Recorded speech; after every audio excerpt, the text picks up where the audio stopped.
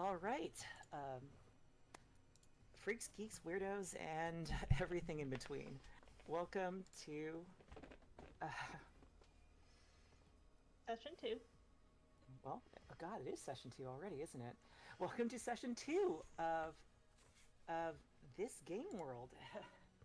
This world of my own making, which is the result of what happens when a longtime dice goblin initiates a half-hearted revolution at her game table and ends up with way more responsibility than she initially bargained for.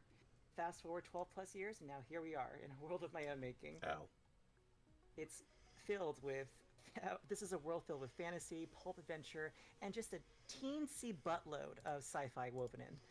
Uh, when we last left off with our heroes, we had Kane, our very dour and very confused paladin with an unknown past, waking up to find his way to the city of Gesit. After a brief series of shakedowns with the law and or with the little local street urchins in the area, he manages to track a token of his past, a one indicator, a poker chip, to the hookah bar slash opium den slash insert intoxicant of your choice here dispensary that is Mustafa's. Um, it is there that he met the rest of our group, which consists of one, Anoopsir Ket, the scion of an eldritch being beyond mortal comprehension, a prophet upon the world as he goes about to preach the beauty and joy that is his deity. And or perhaps also the madness that's involved with it. We And love then finally, madness.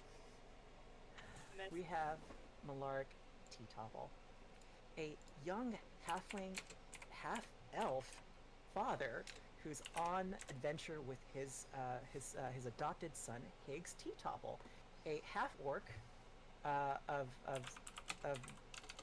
decent stature and fewer words. They all meet together at Mustafa's, this den in what is more or less the city airport district side of town, the dock worker side of town. And through a series of conversations and impressing him enough that he decides to give our group of adventurers a shot at proving their worth for an upcoming heist of grand scale. The goal of which is to sneak into a Imperial impound, retrieve stow away onto a wrecked ship in a ship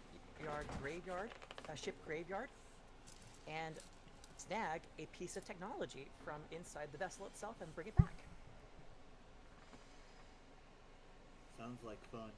As part of the rundown for this mission, it's Mustafa, our characteristic, very charming bartender slash just about anything you can think of dispenser, a vendor, gives them the name of one contact they can reach to perhaps maybe finagle a more finesse way of entering this impound. As it turns out, the reason why the impound is in place in the first place is that a local junk dealer came across this ship in a ruined part of the desert. Ancient ruins recovered. They had found the ship in question and brought it back to into their junkyard with the hope of breaking it down and selling it for parts. When the local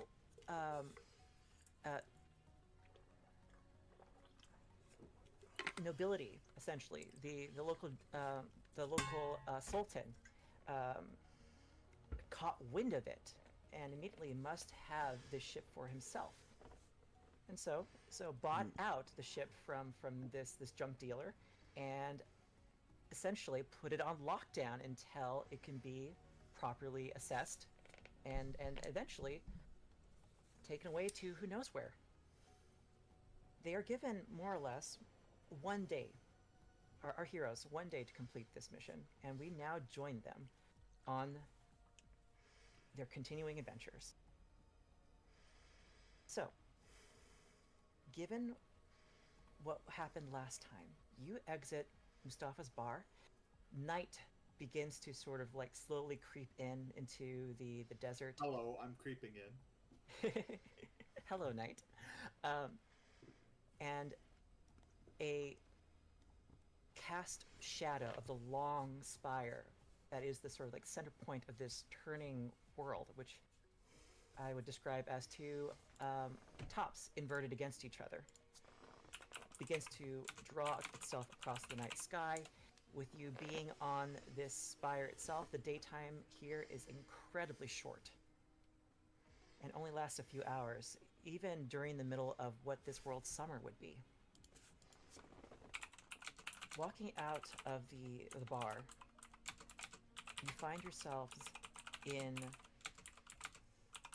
what is known as the Picklock District.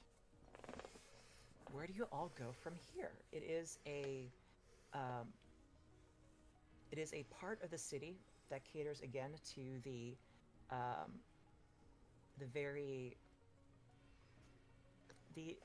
blue collar dock workers who lash the airships to various moorings, maintain the engines, do routine maintenance on various parts of the airships that come in, etc., etc., etc. The city of the city of Gates is not just because it is a walled city. It is because that each of these terminals is essentially a gate, an airship gate, in which an airship can fly into, dock, and be serviced for the next leg of their journey.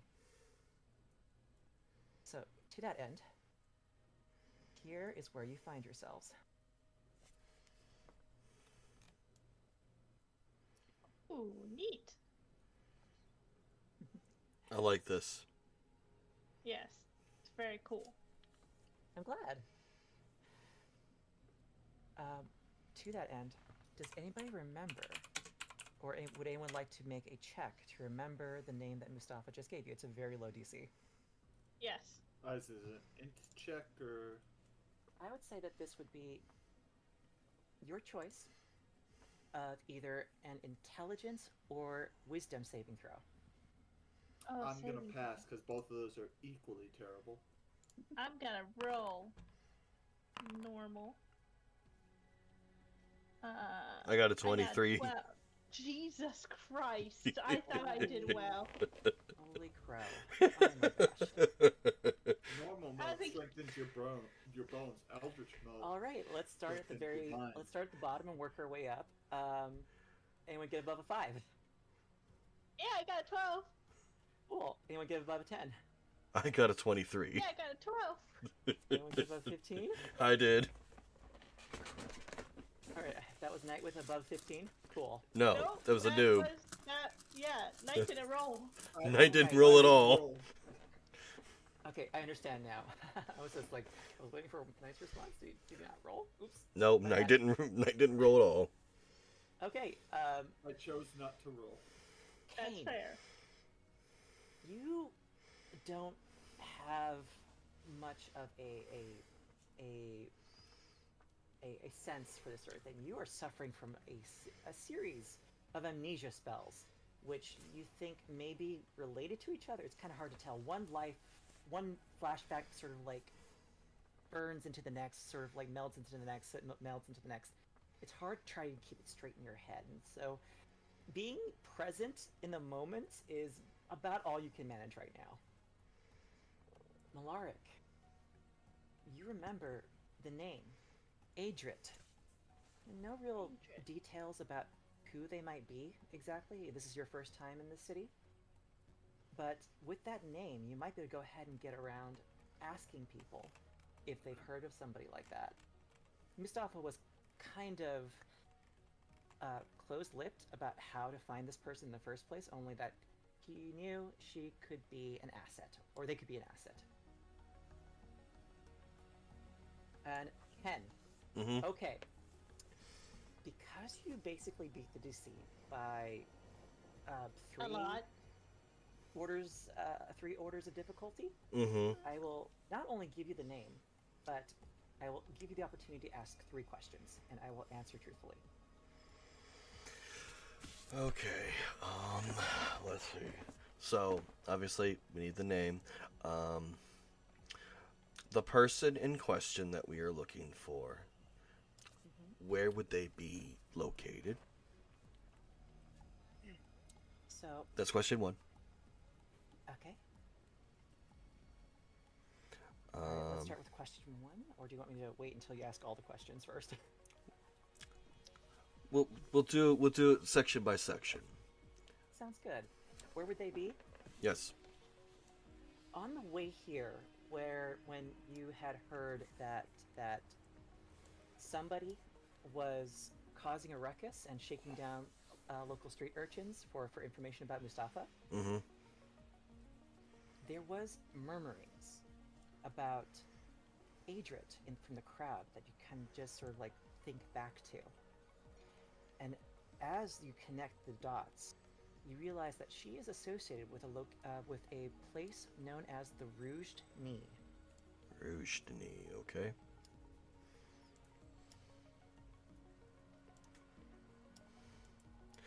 Okay.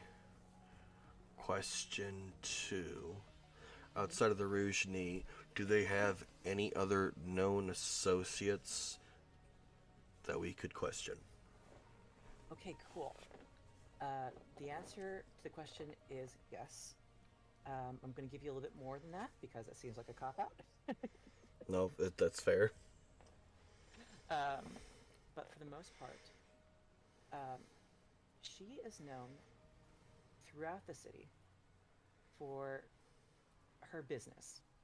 The Rouge Knee is a pleasure house. It is a spa. It is a cabaret. It is a nightclub, and it is also where people go to have fun. Relations. Yes. Mm-hmm.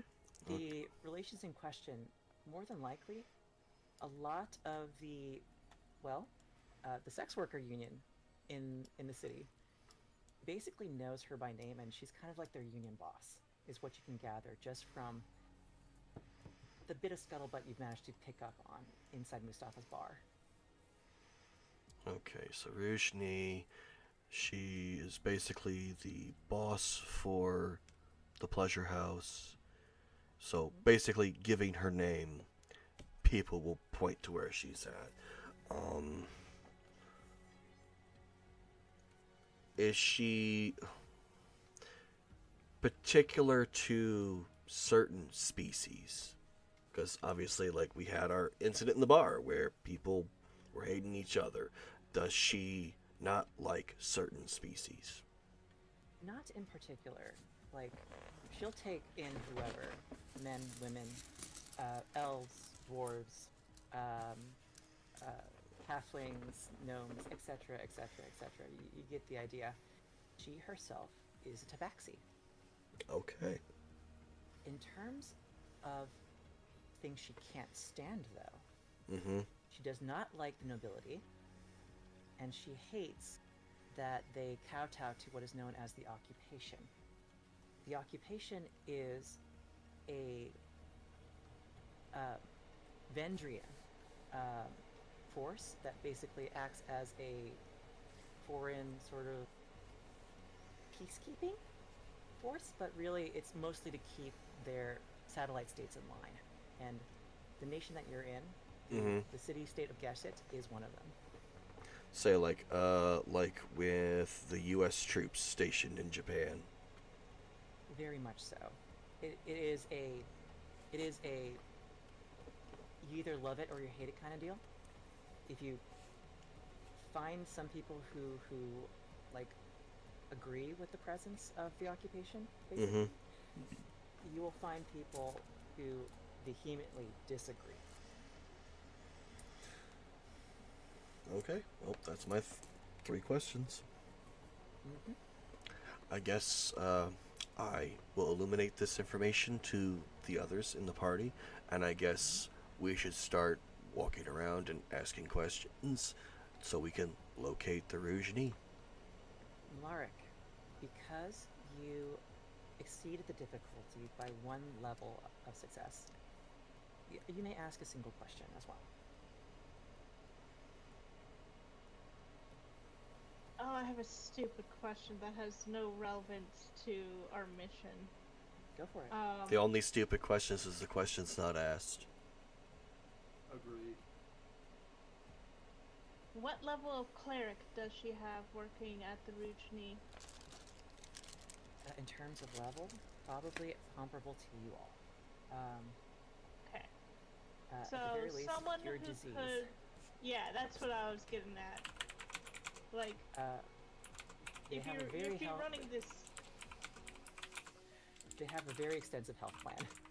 Yeah, that's what I was getting at, was if there is no cleric They've got there... dental, basically. They do. Oh, they have more than dental. They have protection against STDs. And I there's know room what for you that. were implying, I'll say, but I like, wasn't they- gonna go there. I mean, you kind of need it, and whatever deity's blessing to not get pregnant.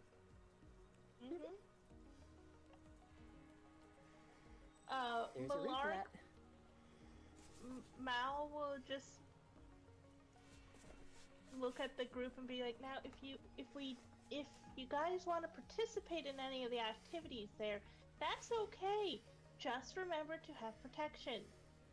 My head is going to slowly turn towards you, and it's going to make the sound of stone grinding on stone. I am just saying that most unexpected Do you need pregnancies some- happen because of unprotected sex with adventurers.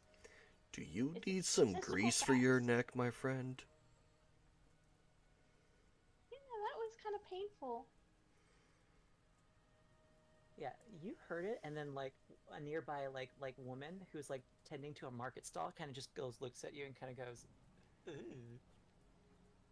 Sorry about that. I was just like, you know what? Like, maybe you need some I don't know, lotion or WD-40, Is your something. neck okay, sir? Sir Slow Kane, is your neck... blink. Oh, see, well, again, as I was saying, it's very important to take care of yourself, and it's a statistical fact that a lot of unexpected pregnancies happen from adventurers. That is true. Can confirm. But I guess we know where we need to go. We know who we need to talk to. Do we want to split up or stay as a group? I think it would be wiser to stay as a group. Or if we do split up, I would suggest teams of 2. Do we have any way to communicate with each other? As if on cue, right about here, there is a man who goes,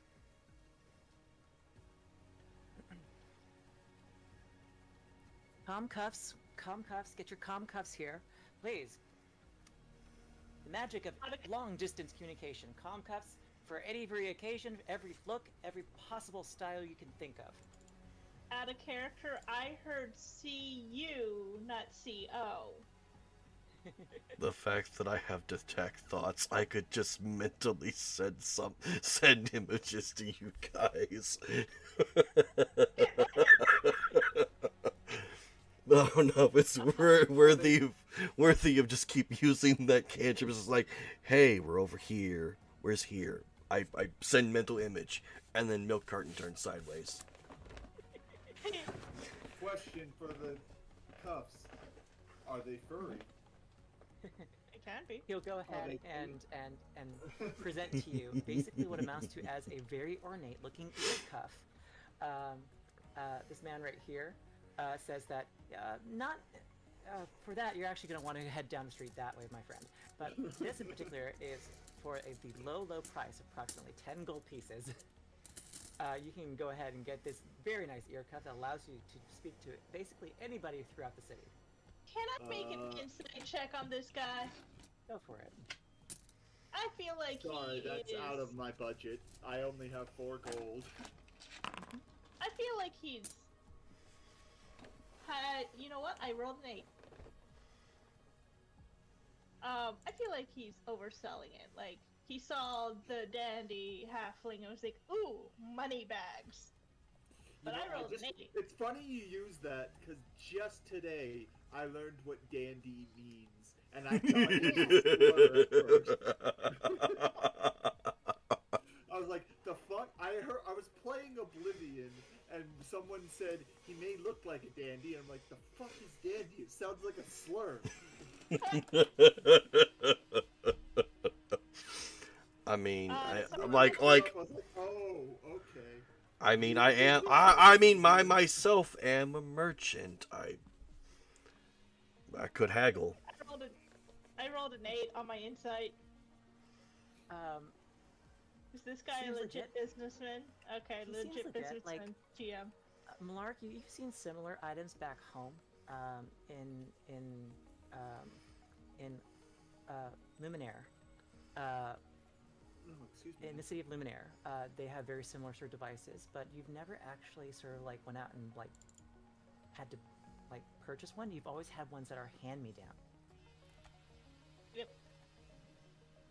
So you're not sure if that's a fair price or not. How much gold do I have? Let me check my stash, because I am not the richest person, but I have 18 gold on me. Mm-hmm. That's over half. Like I said, I am a merchant. Do you want me to try to haggle? Yes, please. How would I go about doing the haggling? Is that persuasion? I would say that this would be a persuasion check, or we could try something fun. Okay, I'm down for some fun. Okay, Music stopped. Oh, now it started back up again. give me an insight check first. 16. Nice. Go ahead and add a d6 to your persuasion roll. As gathering sort of like the vibe off this guy, one, he's probably very much overselling it. Yeah, that's what. 25 for that. Fucking shit. I needed to turn away from that roll. That roll is disgusting. Okay, so Anub Cirquette, you are no stranger to having. Well, you are essentially the equivalent to this world of a Eldritch Horror Bible salesman. Have you So you know how accepted this game is Eldritch kind Milk? of played. Have you accepted Eldritch Milk as your true Lord and Savior? Basically, have you drank your Eldritch milk for the day? So you know that this guy is probably overselling this item by a substantial amount, and you go ahead and take a look at the ear cuff in question, Mm-hmm. and see that there is just a little speckle of blood running Oh, inside of one of the rivulets that did not get cleaned out properly. I have a just slightly off topic, but still on topic question. Mm-hmm. Mm-hmm. I'm gonna drop it in Discord because I can't just drop it in game. But are any of them decorated like this? Oh, That's I think wrong channel.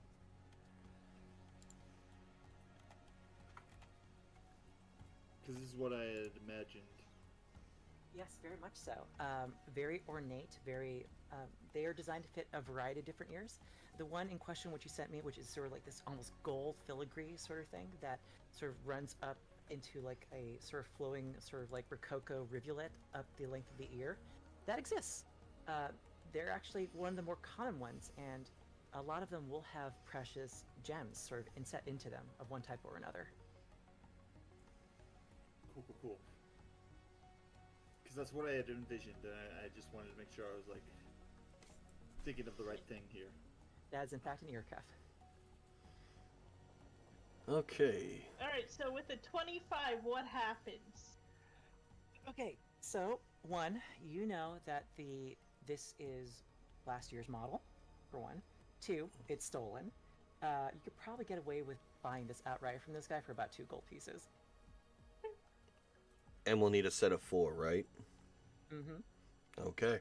So, it's just like, I see that some of the stuff is not up to date, and it looks like it needs some cleaning. So, I tell you what, we'll buy a set of 4 for 9 gold. Call it square. He like looks at you, looks back at his supply, and just goes, Alright, fair enough. Fair enough, stranger. You caught me red-handed. I'll tell you what. I'll call it a discount. 9 gold pieces it is. For the 4. Take his hand, shake it. Deal's been Is made. it wrong? He hands you I out. picture your character. Can I picture your character with a what's his character? What's the Looney Tunes name? The rooster. Yosemite I Sam? say now, boy. I said now here. Foghorn Leghorn. Foghorn Yeah, Leghorn. Yeah, Foghorn. I picture your Dragonborn with that accent for whatever reason. Oh, I need your character drawn as Foghorn now. God damn it. Can I Just dressed all swanky like I'm a southern gentleman walking around with a cane. Yeah, exactly. You're Benway Blanc. I see these people moving. Can I make a check on them? They're like. I would say like we have been talking for a minute, so people will be ambling about throughout the alleyways. But Perception checks. we're also in a district called the Pick Block. Yeah. I'm also looking. While this is all going on, I am wanting to keep an eye out, see if anyone's looking at me specifically, not just from what rumors I might have accidentally spread about myself last session, Mhm. or more like if somebody recognizes me. Go ahead and like more than just the base rumors that have been started about you. Yeah. Yeah. Okay. Go ahead and just give me a perception check. Let's call it a DC 10. I rolled a 12. Cool beans. I'm going to start with Malark first, because Malark That's a failure because that's a 2. Damn. Okay. This die is immediately going into dice jail. Open your mouth, dragon. Trust that dice anymore.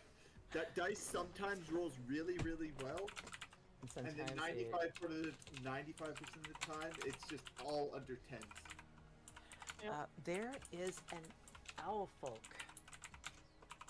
right over here, Knight, that you recognize from earlier. He can't be more than maybe like 12, 14 years old, give or take, and it's kind of like staring at you, like sort of like hesitantly to see what you do. Yes, Rem. You suspect that this was Yes, probably Rem. an He is doing associate Dungeons of and that Dragons group right of stray now. urchins who shook I'm down trying for not to information last overspeak the session. DM or the other players, They're hence the money. reason why I muted Malark. myself. As you sort of observe these three, one is a kind of a very sort of beautiful looking fire genasi. Let me show you. Real quick. Literally. That one. Another one appears to be Cutie. your standard human, with very purple hair and purple everything else. Interesting. And the other appears to just be your average street punk. Let me show you the picture. And these are all drawn by. These are all drawn by either Fair Yes, or Ram. Daisy My voice from is 2 thanking Minute is sounding Tabletops. better, and thank Yep. you, love. We bought the package. We bought the package. There are so many tokens. I've got like 7,000 tokens now. Jesus. So But for the most part, Malark with a 12 what you notice is that they're basically casing the joint. They're looking for opportunities to maybe, They're looking for marks. essentially, yes. Okay. And I look like a mark. You do, in fact. Okay, In fact, so you I'm see gonna... that they eyed you, in particular, Yep. as somebody who probably would be relatively easy to steal from, but are not Yeah. sure if you have any money worth stealing. I'm glad I didn't flash my 18 gold then. Let's say, like, with Oh, me, I like my book that I go around with Sorry. the preaching has a hidden compartment where I stash my money. Done deal. I will go ahead and say that I'll give you that for free. It is a secret compartment, like hollowed out, Yes. holy tome of the eldritch god you worship, whose The name Tome is of escaping me Holding. right now. The Tome of Holding. Yep. The Wizard of Holding. There you go. Yes, Ram, it is Zora. What does the Noob Sarkette? They got a 15. Do they get the same information or a little more, or? You get the same information, but Okay. Noob Circuit, go ahead and give me an Arcana check. Can I have my sun roll? Holy shit! Dude, can I have some of Stop. your rolls, please? I need to borrow your head and rub it. Apparently, Ram just threw me some head pats. I'm gonna go over to your channel and rub your head. Give me some of that luck. Oh goodness. God damn, another 21. Jeez. I'm breaking the bank and it's only session 2. It can only go down from here, I'll tell you that now. All right. I tell So- you what. So I this say now, particular- it'll only come down for here, boy. So this one in particular, Mm-hmm. you recognize something in them, something touched, in the same way that you are, just in a slightly different way. You see that tattooed across their chest, just above their just below their collarbone, Mm-hmm. is a symbol of a split eye, ever staring, ever watching. Mm-hmm. Person looks you like recognize it's straight it. out of Dragon Age. And you recognize it as a variant of the holy symbol of your eldritch being that you worship, Ygiz. Ygiz. Yes. Ygiz. Grant us A sort of like soft whispering, sort of echoes inside your mind as you see this. Now, Knight, I would like you to go ahead and give me a wisdom saving throw. Boy, oh boy, here I go again. Thanks, Goofy. Oh no, that wasn't my Goofy impression. That was just a bad Goofy impression. I can give a better one. Here I go again. A mouth that cannot be identified because then Disney will have my ass. Huh? Shut the fuck up, Mickey. I'll kill him again. Oh, you have to do it again. What's your Okay. What's your roll, Nate? Before we get too deep down that train. I'm glad I changed my dice. This dice works better for me. 15 on the die plus 2. 17. Hell yeah. The scents, the smells, the incense in the air, the soft hum of the arcane lanterns above your head. Something about all this place reminds you of something. Go ahead and roll me a D. Roll your what? A D8. A D8.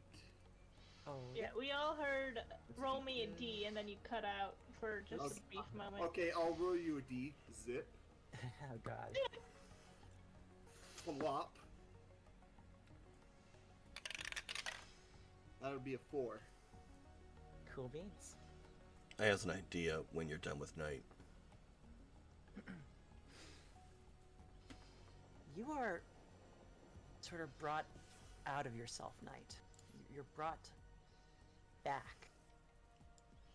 to an old memory.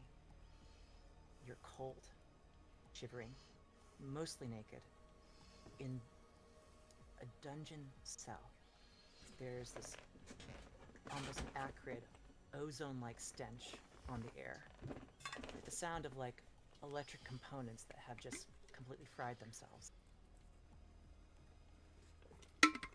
Your body is racked with unimaginable pain. You feel that just about everything is broken. But then there's a soft touch on your cheek. The pad of water against your brow. As a person brings you up off the floor and onto a pile of hay in the corner. They go, again with this, every single time. You don't have to do this for her.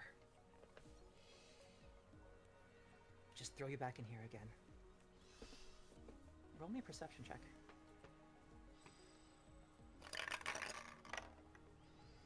Natural 20. Damn. Holy shit. Holy fuck. This person's face is burned in your memory. You get the impression of someone who was at one point probably incredibly lithe, incredibly lively. There is a jagged scar running across the left side of their face. It goes across their lips and down to the bottom of their chin.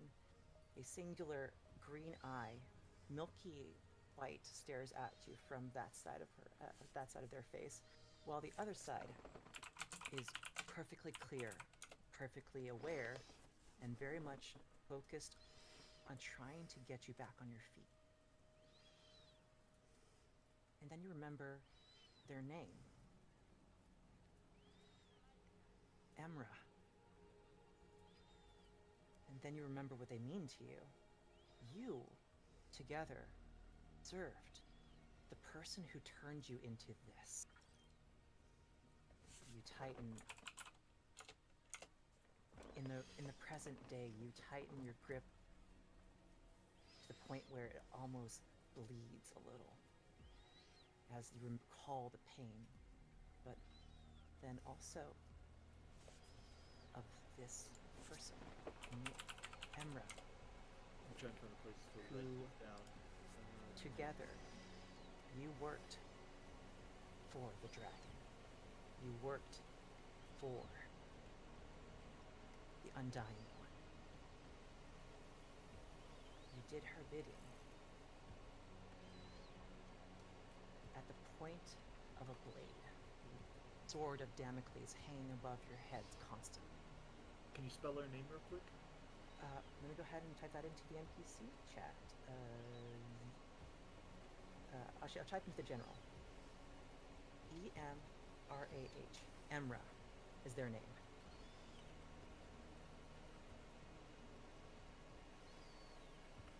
Okay, thank you. I wanted to write that down so I could remember. No worries. Seems like lots of information being gathered tonight. The rest of you realize that your friend Kane is lost in himself. He is having a moment, taken aback somewhere. It's almost like he's not exactly here right now. Mallory, Yeah? go ahead. Go ahead. Oh, no. What were you guys saying? I want to know first before I make any decision. Mallory, those three that you've been watching have started to flank this set of stalls right here. Alright. First things first, my friend is having a dissociative episode. So I'm going to take a scarf out of my bag and wrap it around them on, I guess, their waist, because there's no You're so way. small. I'm 2 feet 8 inches. So You are- like You are tiny. I'm So tiny, small. guys. So on my tippy toes, I wrap it around their waist like a belt. Suddenly, Kane, there is a warmth that seeps into you. You're not exactly what people would call warm-blooded, but for a moment you Warm-blooded? could almost remember what it's like to be. Am I still in this vision? I'd say at this point, that act of kindness from your party member snaps you out of it. I'm beginning to hyperventilate. My eyes are kind of wide at this point. I motion for Kane to like come down, like crouch, cause again, small as fuck. Roll me a straight saving throw. Oh fuck. Jesus. All I right. have to roll contested. Strength saving throw. I'm saying that. 21. 21. Holy shit. We And match. so, I'd say that Ty make goes it to defender. So I go to grab you by the collar and like pin you against something. Should probably be me, because I'm right behind her. But you kind of like slip out of the way. yeah, I'm a slippery little guy. Hey, calm down. I'm not here to hurt you. I don't think I could, even if I wanted to. You're fine. Everything's going to be okay. Would you like a hug? My eyes like slowly stop dilating, and I come to my senses of where I am. I'm like, what? Oh, there you are. Welcome Okay. back. And I begin to Can you rub my awaken? eyes. And let your hands fall to your sides, and you feel the warmth of the scar. Hands are shaking a little bit, and I like just touch at the Hi, scar. daughter. Love you. It's okay.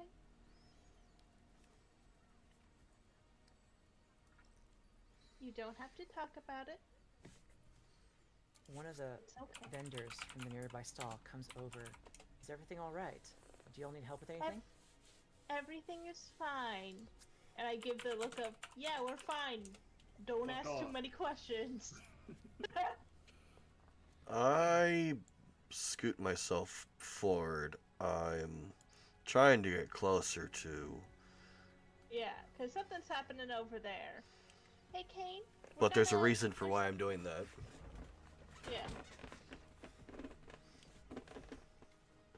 Kane, do you need a minute?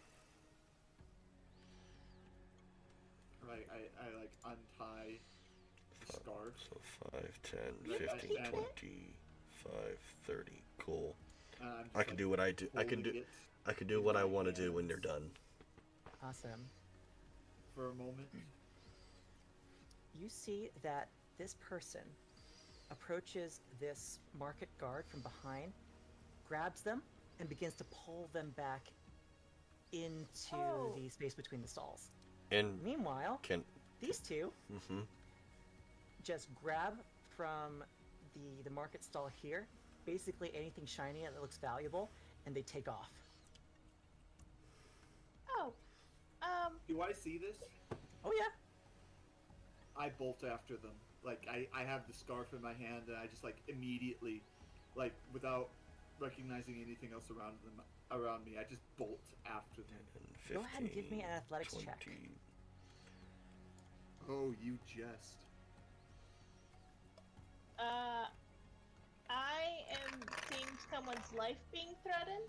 Is there a dagger to that guy's throat? 17. No dagger, but you see that basically he's in a chokehold. I got Okay. 11 on the die, and I get a +6. 17. Nice. Nice. Kane, you and Anoop Sirket, Anoop, Mhm. are you trying to like barrel over the stall in front of you, or are you going to go around? I'm going to go around, but I'm not going to go that far because I want to use Awakened Mind as a bonus action to peer into the guy who's holding the guard into their brain and communicate with them. Gotcha. Immediately, you recognize that, one, she is a woman. Two, the intention is not to kill here. Just go to sleep, go to sleep, go to sleep, go to sleep, go to sleep, go to sleep, go to sleep. That's all you. That's what you get from that. Kane, you managed to hop over this, and you can basically make a beeline straight for them.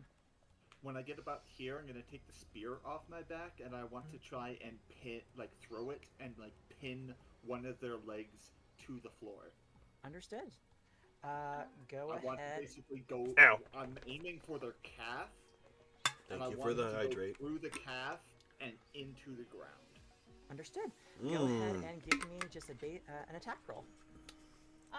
For the other one, whichever one is not having a spear, their leg turned into a shish kebab. Yes. I would That's like a 19 on the die. That hits. Roll damage. I would like to send a message, being like, "Hey, what are you doing and why?" And pretty much persuade them to stop. I'm pretty sure they're just a group of thieves, but Oh yeah, but I want to try to persuade before taking out my That's mace. max damage. So that's. Ooh.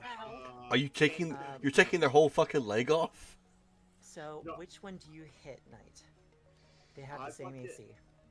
I want to aim for not the Genasi, but the one up front. The purple Okay. hair? No. Because I think Now- the Genasi would just melt my spear. Here's the important thing. That- I don't think there's a non-lethal way to deal with damage this way. So, if your intention is to stop them, you will do so. I'm not trying to kill. Again, I'm aiming for the leg, and I'm aiming to pin their leg.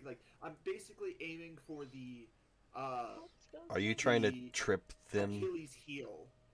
I see. Let's see if there's a way we can do this. How about I have spared subtract the 10 dying. damage, and I'll give it to you. My whole damage is 10. Ooh, 5 damage then. 5 damage. I'll do that then. It's roughly the same effect as that one marksman skill from that one marksman feat. So Sharpshooter. that's the one. I'll give it to you in this situation. You managed to go ahead and pin their leg, dealing 5 damage, and they are stuck in place. The wound itself, because you were aiming not to basically completely cause them to bleed out or such, you aim for a big meaty part of their leg, and now they're hobbled. They are moving at half speed now, if they move at all. I was specifically aiming for the Achilles heel. You know, the tendon at the I'll back say of that. I'll their say, like- room- That's not I'd say something that- you could walk on. The other leg That's fair. you could probably hobble on, but once that thing is clipped, there's no movement in the foot anymore, medically In speaking. that case, I'm going to go ahead and say that they are pinned in place, they are prone, and they take 5 damage.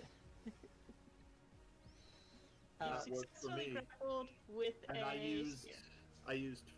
5, 10, I'd say about 20. 15, 20, 25, 30. Let's see. And I'm about there, and I'm reaching for the great sword on my back. Done deal. You go ahead and grab get ready to pull the great sword in your back. Malaric, it's your turn. I'm sending a message to the Genasi to stop. Like, hey, it doesn't have to be this way. Please stop. Persuasion check, pretty much. Give me a persuasion check. Sweet.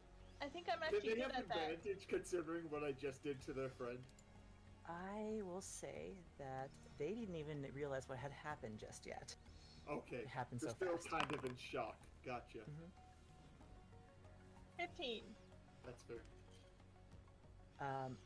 You see them freeze in place and look up at the sky and go, Oh. Dungeony? Is that you? If they moved to there, I get an attack of opportunity. I'd say they'll stop right there. They'll come to a halt right there. Okay, good choice, because they wouldn't have survived. Anoop Circuit, is there anything you want to do action-wise? Well, the fact that they're just a group of thieves, they're not trying to kill the guard. Obviously, like, this is Picklock District.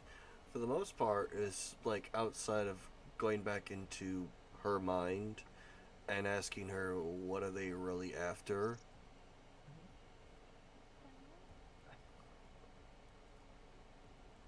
Hello, are you speaking to me right now? Yes. She's just like, the guy like underneath her grip is like grunting. And eventually falls limp and she goes, oh shit. And just like lets him go. You're also touched by our patron. You know about the Great Eye? I do. And with that, she just goes, me and my sisters, we're just trying to get some food for tonight. That's understandable, but obvious. They took shiny things, not food. Shiny things, yes. I mean, yeah, shiny things. The vendor was selling basically spell components. Oh, turn around and resell it somewhere else. Got it. Exactly. Listen, the screaming I'm hearing from around the corner sounds exactly like a certain person I know. If I'll tell you what, I'll split it with you if you can get your friend to stop. Sure. Hey, Kane. Let him go. I'm kind of in a state right now, so good luck convincing me. I just came out of a fucking stupor, and I saw something that was like, I personally found not okay, so I'm kind of in charge mode, yeah, like a barbarian in rage. Hey, love. Yes, dear. I'm small. Yes. This is important. Can I move through? I'm not sure. Yes, you can move under the tables of the market stall. Okay, so I'm gonna move 20 feet over here. See, there is someone horribly injured. See, Kane instilled the fugue state. I'm going to. I don't have calm emotion. I'm not even sure if that's a spell in D&D or if that was. Oh, it a definitely is. It definitely is a spell. I think it's a level 3 spell though. Either level 3 or level 2. I don't remember. I can actually find out real quick. But I am going to do the dad thing of just rub Kane's back of hay. Go ahead, and I believe that the roll for this is actually from a source of empathy. I believe that... Oh, it's a second level spell. Oh, neat. I did not pick it. It's Bard, Cleric, and...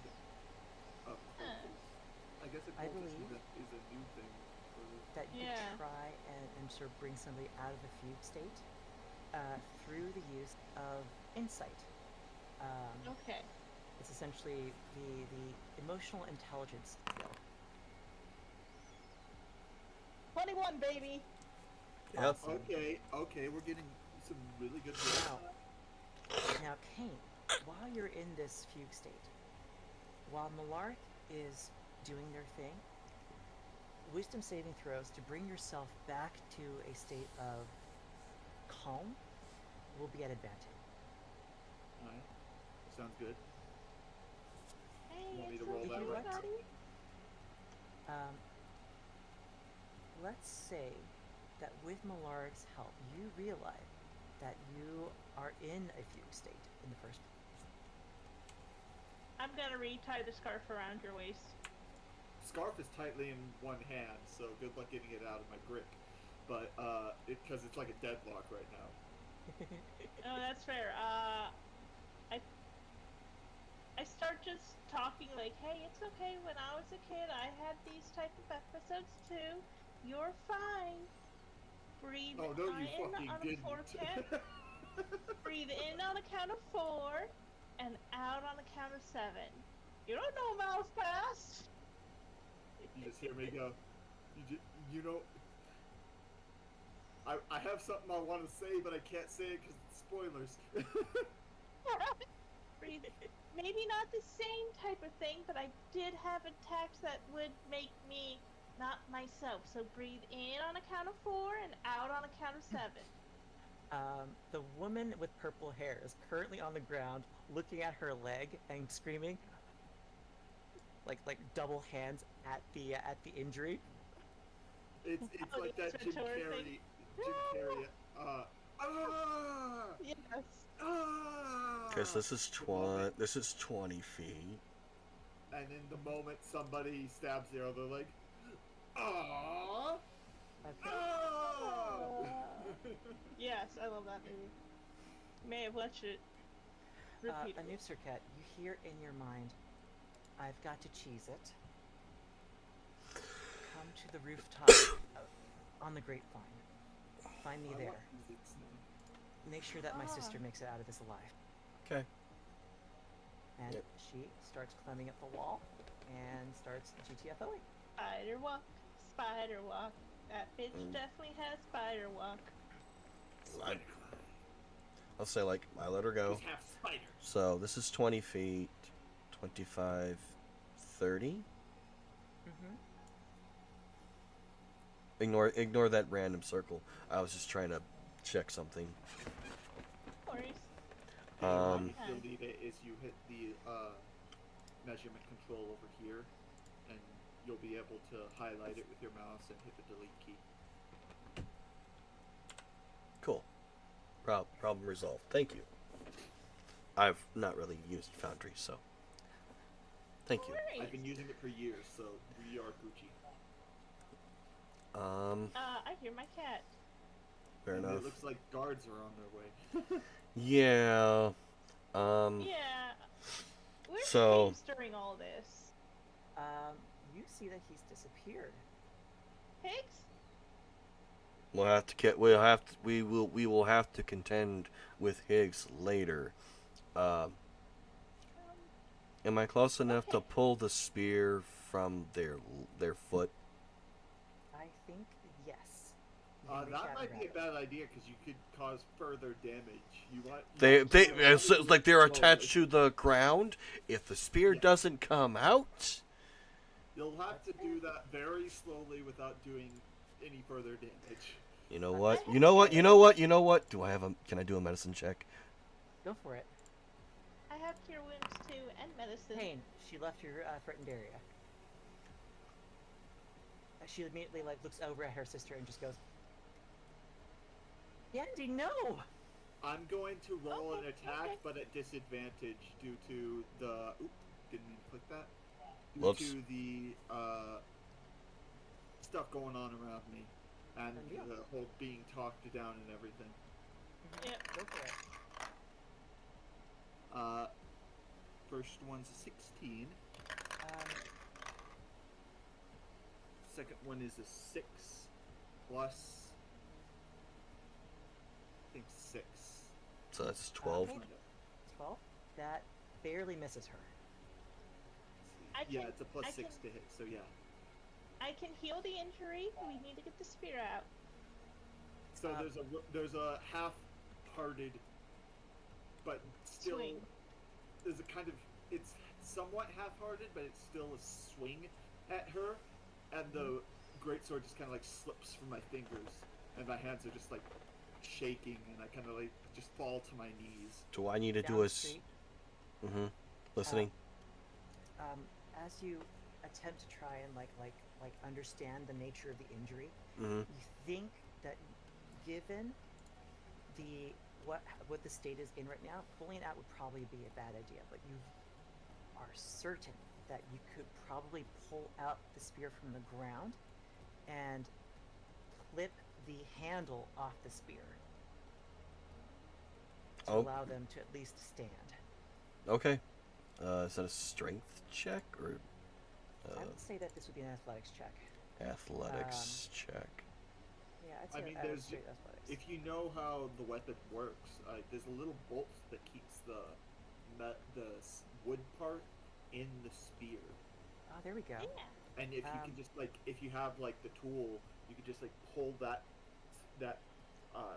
it's We're basically a we're nail. technically in mid combat, and we're attempting Yeah. to flee from the guards. So Speaking of which, around the corner you hear an arcane sort of like siren go off as a contingent of around 6 guards pulls up around the corner.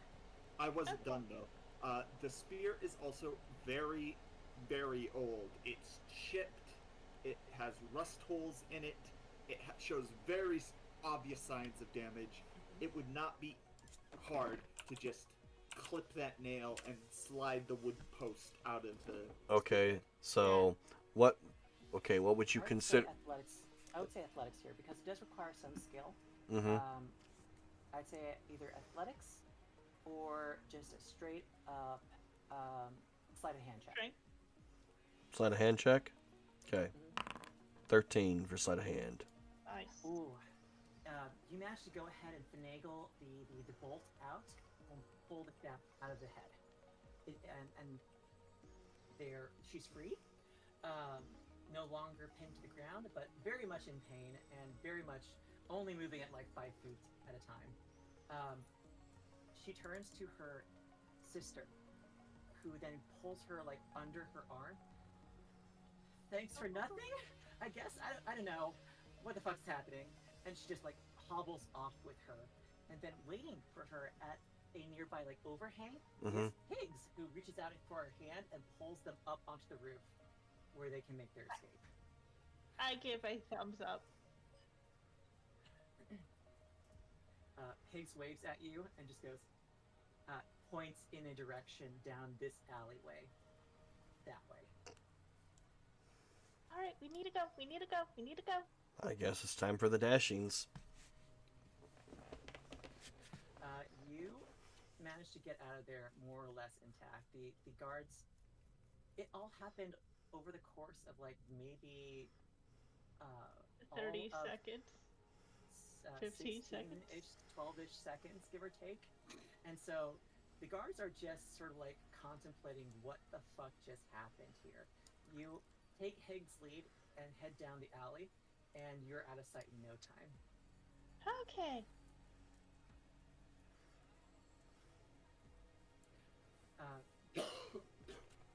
You hear the commotion happening in that back alley, in that marketplace that you were at earlier. The guards fanning out, asking people questions, trying to identify who was involved, basically, and where they went, and them finding their sentry basically completely and totally like. I hope one of the guards is the one I scared the piss out of. So if they hear anything about me, they immediately piss themselves. Hey, immediately just go fuck that shit. I'm out. Yeah, I'm not getting involved. Like fuck that. You come out of the alley and find yourself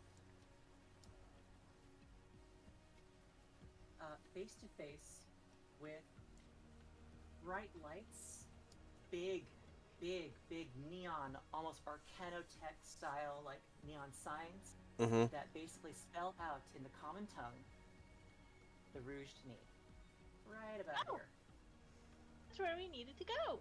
Yes. Now. Sorry. Off in the distance, right in this direction, you see a large gate being sort of like guarded by that same sort of Rent-A-Cop force from earlier. And you see that in the big sign above that gateway is Junkyard District. Sorry, I just heard that my wife got broad by my cat. He does that quite often. So. All right. Usually when he's upset and he's trying to express it to me. Fair enough. Everyone okay? Sorry about your spear, but hey. So we get. I'll go ahead and remove that from my inventory. So, but hey, whenever they're done selling those things, we get half the profits. So. Knight, you now have a bow staff instead of a spear. Because we just took the head off. Because we just took the head off. That's it. Mm-hmm. Yep. We will get you a new spearhead.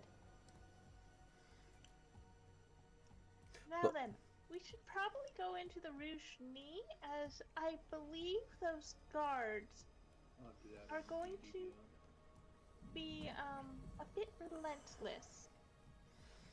In sort of like this, sort of blinking sort of animation, a large, We just dealt with sort of we like just smiling dealt with cat face pickpockets, with kid. adorable sort of kawaii, like expressions, is sort of like winking at people as they pass. Pretty cute. I believe that they are the people to help lure people into the Rouge-Ni. Probably. But obviously, our contact is inside, so I would suggest we make some haste inside and peruse the wares to make everyone else unawares.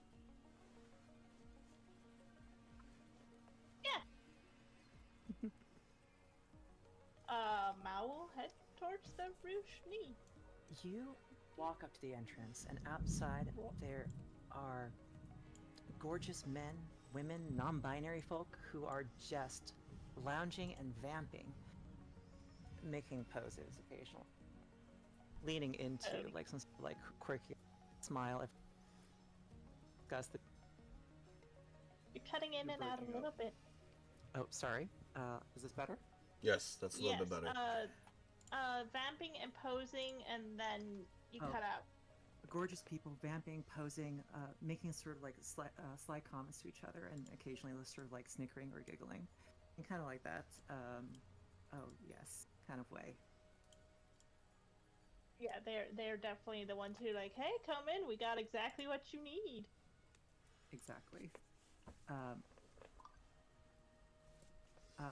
As you walk up to the entrance itself, a revolving door is mounted to the entrance.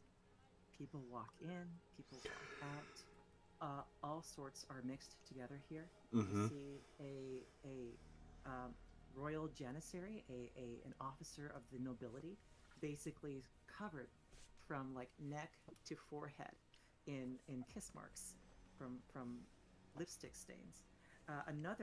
A woman, maybe like sort of like very muscular, very sort of like well built, like she's a dock worker. She goes inside and just drops 2 gold pieces at the grabs her You're to breaking do in this and out again. for almost 3 months, and just like You're cutting in and out again. Yeah. I've been sorry, I've been dying to do this for almost 3 months. 3 months. walks on okay. 3 months. And You're still doing it. I don't know if it's your mic or your connection. Interesting. It was better now. Yeah. Okay. I think it's it's the orientation, maybe. it's straight and we're gay. It doesn't like us.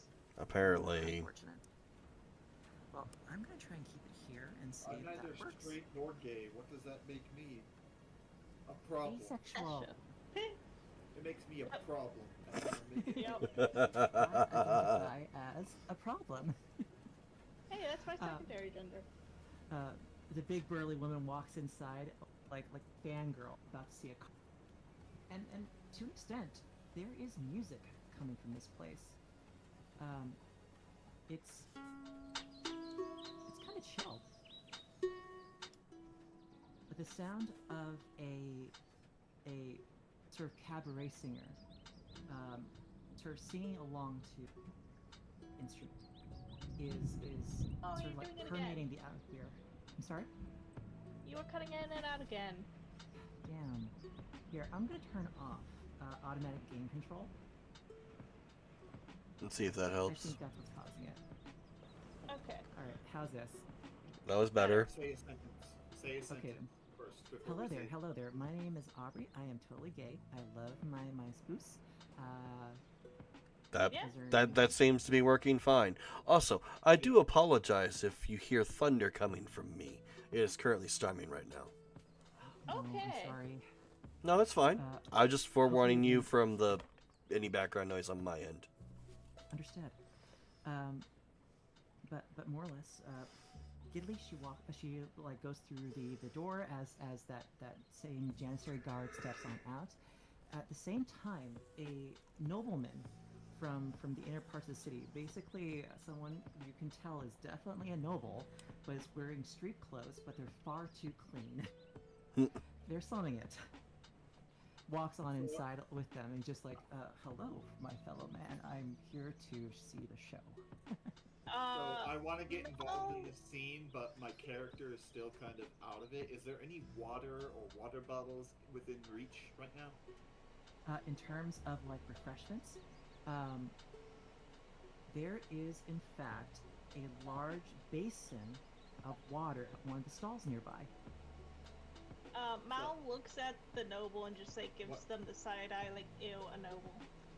What I want to do is basically, like, I'm gonna walk up to the basin. I'm gonna like put my hand on it. My other hand is still shaking. I'm gonna look at my reflection in the water, and I'm just gonna dunk my head into it to get back into the Who is moment. that girl Gotcha. I see? Go ahead and give me a wisdom saving throw at advantage. You attempt to ground yourself, and you're using the thing that is essential for life, the cold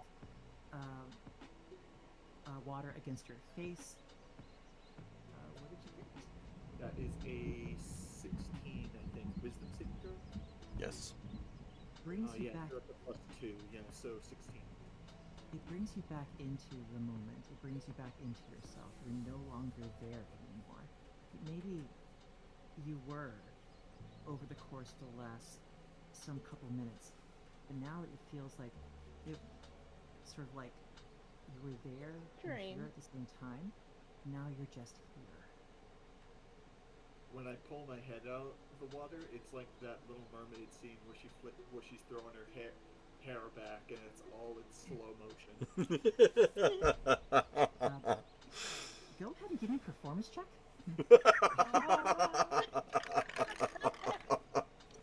I want this Natural to be 20. like, yes, that's what I was hoping for.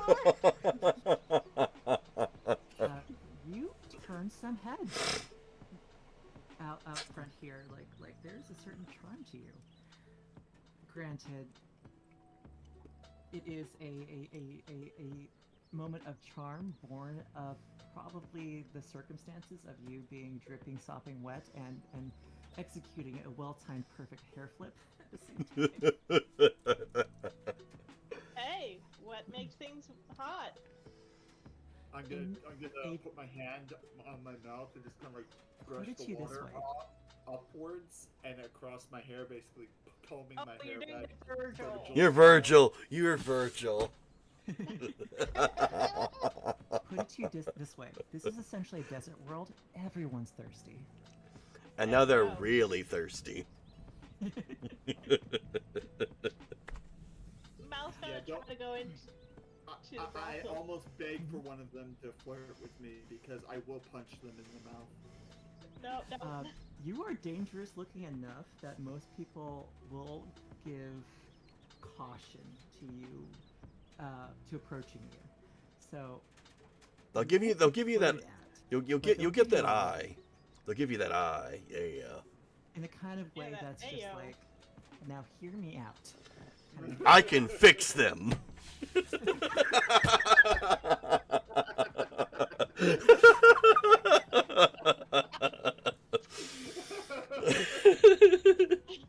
I had to. I'm sorry. I had to.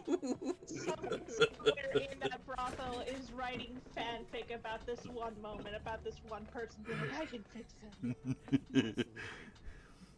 I'm going to suggest now that we go ahead and Why do I wait think for- her name is Brittany for whatever reason? Yep, their name is Brittany, they're Ohio. It's canon now. Oh my god. Okay, while I set up the next scene, I'd like this moment to go ahead and take a bio break for everyone involved. I'm going to go ahead and pause the game here, and we'll come back in about 5 minutes or so. I'll put Awesome. up. Do I have a screen? I have a be right back, but I have no problem with just chatting with everyone Yeah. sitting in. Awesome. Yeah. All right. Just a moment while I go ahead and grab a few assets. See. I ain't going nowhere, so I'm just gonna chill here. I'm gonna use the restroom. Say like Go piss. I've just been sipping. I ran out of tea just now. Well, then go get some I more. have to make more. You know I what? make it by the cup because I don't have a pitcher or anything. You know what? I will switch my reactive. I think this does better for what we're doing over It's the more repo. Yes. Appropriate, you think? Yes, it is. Gran, you'll have to probably move me up a little bit higher, Ink. Nah, you're good on my end. That's why I said Ink. Oh, ink. Okay, gotcha. Yeah. I didn't hear that part. No, it's all good. So, since I haven't talked to you guys in a hot minute, so I got a new car Saturday. I know I post. Yeah. So like, Make and model? it's a 2013 Ford Mustang GT 500. It's got the Boss 429 body, like the late 60s, early 70s. Is it She's 2014? 2013. 2013. 60,000 miles on her. One owner. Nice. I'm loving her. So when I hopped in call while Knight was just chilling, I told Knight, hey, I was just like, I just got back. So we took the Corvair from my house to my grandmother's house, and then obviously had to drive back home. Yeah. But yeah, no, we're just waiting on the last bit of parts for the Corvair, but I'll be randomly every now and then just switching out from the Mustang to the Corvair just to drive her. Yeah, the car I used to drive was my grandma's Pontiac, and it was old, it was reliable until a tree fell on it, and then Yeah, like, you can't fix tree like that. Yep, we can't. Like we wanted to. We I could mean, not. I mean, technically there is ways, but most insurance companies won't keep it insured even after it's fixed. Yeah, it was also like almost as old as me, so it was like, it would cost more to get it fixed than the car was worth. Unfortunately. Yeah, no, I wholeheartedly understand that. Enough to not have a car right now. Say, wasn't your brother borrowing the car? Huh. I had a car, and I lent it to a brother's friend. And now it's... No. Oh, shit. Oh, no. Yeah, so now it's junkers sitting in my garage. He was going to do payments on it while he fixed it. But then he decided, hey, I'm going to have another kid instead. Damn. That's 3 kids he has now, all under the age of 10. I can't say anything. Like, my 4 kids were all within years of each other. But they're all grown now. I have no kids. I have cats. My eldest turns 22 this year. I cannot even fathom having kids. I was saying, having children isn't for everyone. When I had kids, I grew up very, very fast. Because I was still technically in high school. But got a job, eventually bought a place. Obviously, then 2 more pregnancies, because I said 4, but I have 2 boys and then twin girls. Yeah. But yeah, no, it's just and then I realized I kind of screwed myself over on that note, because I didn't get a chance to live life. I just had to immediately grow up and go from there. Yeah. Sucks to suck, don't it? It do. It I'm do. kidding. I'm No, kidding, no. I'm No, sorry. it's absolutely correct. It does suck, but obviously, like that time is come and gone, and obviously I'm doing a lot Yeah. better for myself. Yeah. No, I get that. I'm excited to see who's in the Rouge because there's hotties. There has to be hotties. It's basically There a have to be hotties. Audible sigh. Look, I myself am demisexual, and I love my wifey. My wifey chooses some hot characters, so I can look. pansexual. Yeah, demi-pan, like, gender never really factored in for me. It just was like, oh, you're a person? Okay. Are you cool? Sure. Would I sleep Are with you you? nerdy? Maybe. Yeah, exactly. No matter who you are, I won't sleep with you, period. No That's one ever fair. said you had to. That being said, if you are a woman, I will date you. Yeah, You know, legit. as long as we have the same, interests and whatnot. It's not like I'm desperate for it, though, is the point I'm trying to get at there. Yeah, I get that. And that Mhm. includes anyone who transitioned. It doesn't matter. As long as you identify as woman, that it's good enough for me. Exactly, I get that. I'm back. Fair enough. Welcome We back, talking Gobble. about, yeah, we talking about titties. Yeah. I am ready.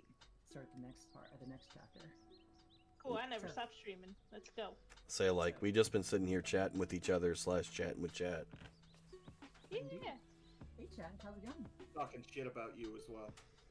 yeah, Oh, I God, see. my Oh, wife. that terrible GM. That Goblin terrible person. GM doesn't give me food. Won't let me order pizza. Ink was talking the most shit things that Uh-huh. were coming out of their mouth. Oh my I god. Oh my know. goodness. Spouse, loved one, why? Yeah. Betrayal. I know, right? Just married you for the health benefits. You just have to wait. You'll have to wait for the VOD to come out in order to find out what they really said. We gotta have that Deadpool moment right there. Yep. Delightful. Okay, so I actually don't have a landing page for the Rougeny itself, so it's going to be mostly theater of the mind. However, I do have this bit. Considering the campaign where I'm dealing with mind flayers. Oh, the it's game's all still paused, theater of love. mind, I'm good with Mind that. flayers? Oh yeah, I'm playing in a campaign where we went to a castle, and the castle had been taken over by mind flayers, and it's just inviting a bunch of people over so they can take over them and basically make a mind flayer army Ow. to take over the region. Beating me with pancakes, I see. I'm a druid that's like Nice. protector of the forest around this said castle. Alright. So, Alright. we enter the Rouge Knee. You enter the Rougeny. And By the way, yes, you gonna I unpause love the that. campaign at any point? I think it's been paused this whole time. Sorry. You enter the Rougeny, and it is, if for lack of a better word, something. Bumping, not okay. I heard an H. Of course you did. It's See thumping I'm too. And You yo, hear this incredible bass sort of like reverberating throughout the room. All around you, there are these crystal pylons situated around the stage as a live band plays on a traditionally gnomish set of musical instruments, electric guitar and drums. Meanwhile, I almost want my bard character playing on the stage. It was a one shot. Meanwhile, an aria of elven voices sort of rings out over the din of people mingling, people drinking, people dancing, people watching other people dance. It is charged with every single vice you can imagine. And you realize that the reason why it's called the Rouge Nez is that a lot of dancers, well, they dance on their knees. Hey, yo. Yeah, Mal's looking around, just like, oh, I know this type of place, alright. Your son is just in the room, but not in the sense that they're sort of like looking, more like they're looking for a place to not look.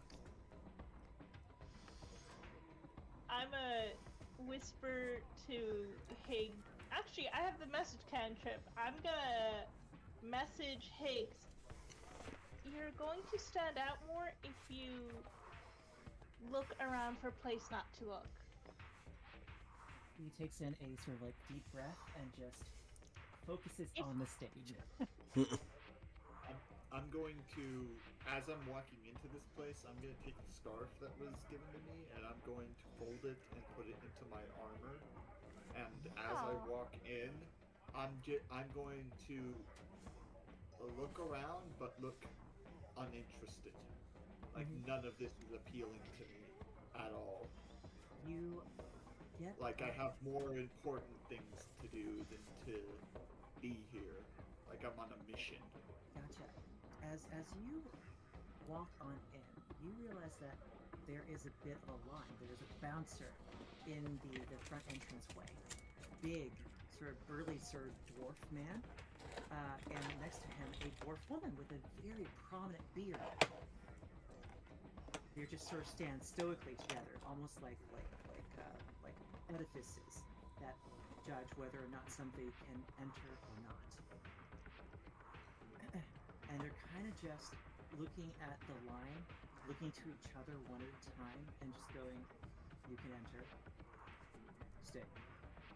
Wait." You point to like a seat in the corner for them to sit. And the next person comes up, enter. Next person, stay. Next person, leave. And the moment that they say that in unison, that person about faces and just walks on out. Good on them. They know better. Eventually it gets to And you. don't start shit where there's no shit. Exactly. It's the fuck around and find out graph. You beat can me to literally it. fuck I was around. about to say, don't fuck around and you won't find out. You walking up to the bouncers as a group, and they sort of like, they both look at you, look to themselves, and go, "State your business." Oh, we are here to see, love help me. Adret? Adart? Adrit, Adret. you're here to see my dad. Yes! Yes. The woman of the pair speaks up next and goes, "Let me just see the proprietress." Mustafa sent us? Him. Oh, is there bad blood? They look to each other for a briefest moment. They see Is he an something ex? unspoken sort of like pass between them, and they just step aside and not say anything. Okay. She'll be at the bar. Thank you. I've got to lean to like the door of the woman and just be like, is there bad blood between them? Is there something we should know? They Like- look to each other and just go, "That's not our place to say." You know what? You are completely right. I apologize for even asking. Come on, Malaric, let's go. Okay, have fun. Bye. You walk on inside, and it is palpable. Those arcane hanging crystals in the room amplify the sound from the stage. It almost feels like it's reverberating inside your body. This place is charged, not with just sexual tension and the need to dance your cares away, and the need to drink your cares away, and the need to Smoke or whatever.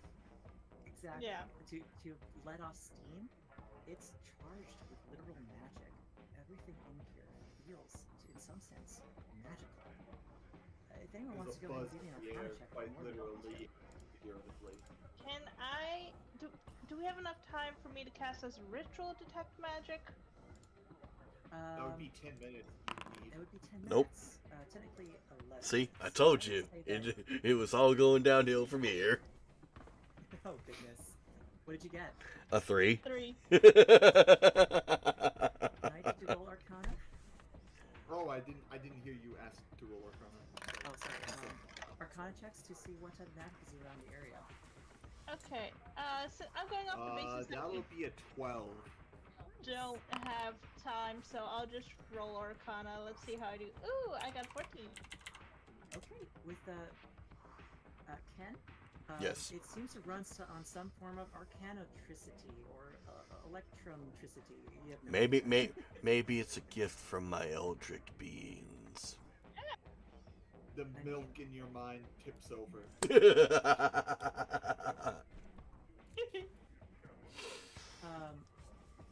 The moment that you begin to look around the room, both of you both catch that the power coming from the stage in their arcane-infused instruments and the words they speak through the microphone, the lyrics they sing, it's all coming in through these arcane crystals.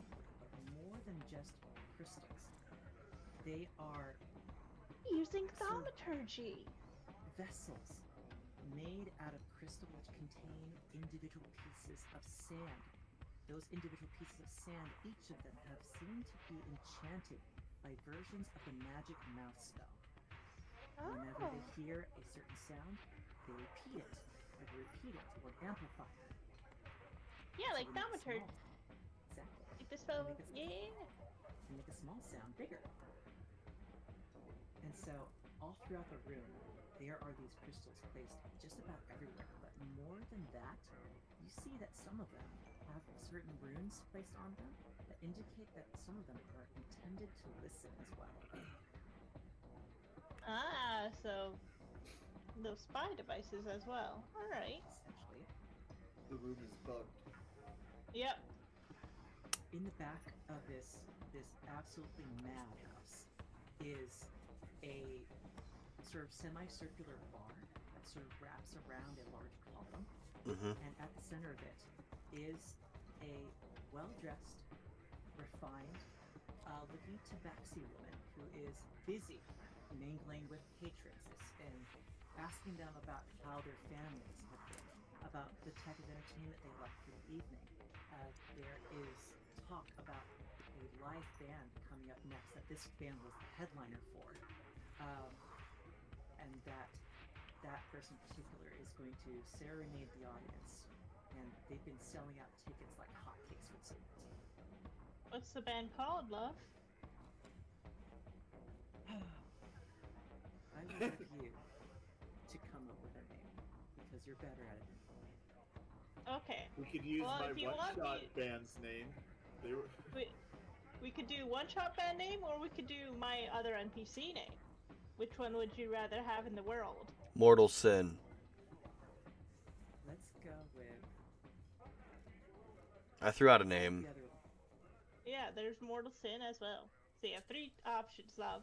Knight's option, my option, or Mortal Sin. Let's go with. I'm curious to know what your option is because you Mine? tend to do wordplay. Oh, love, I was gonna say the Lightbringers. Moving on. Knight, what's your option?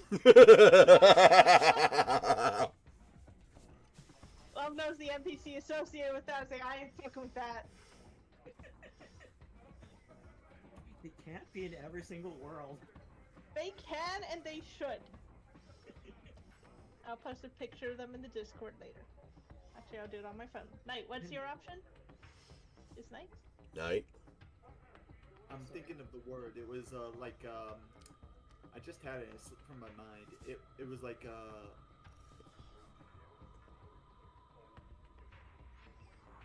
Bloody Anarchy. That was it. They were a metal band. Nice. Nice. Bloody Anarchy is the talk of the town. The lead vocalist is essentially told to have a voice that can make angels cry, can make demons break from their fiendish ways and just live. You hear them speak of this band like they could sing the very earth to rise up. The Bard was a college of spirits, and their spirits literally were backup dancers and backup singers. Mm-hmm.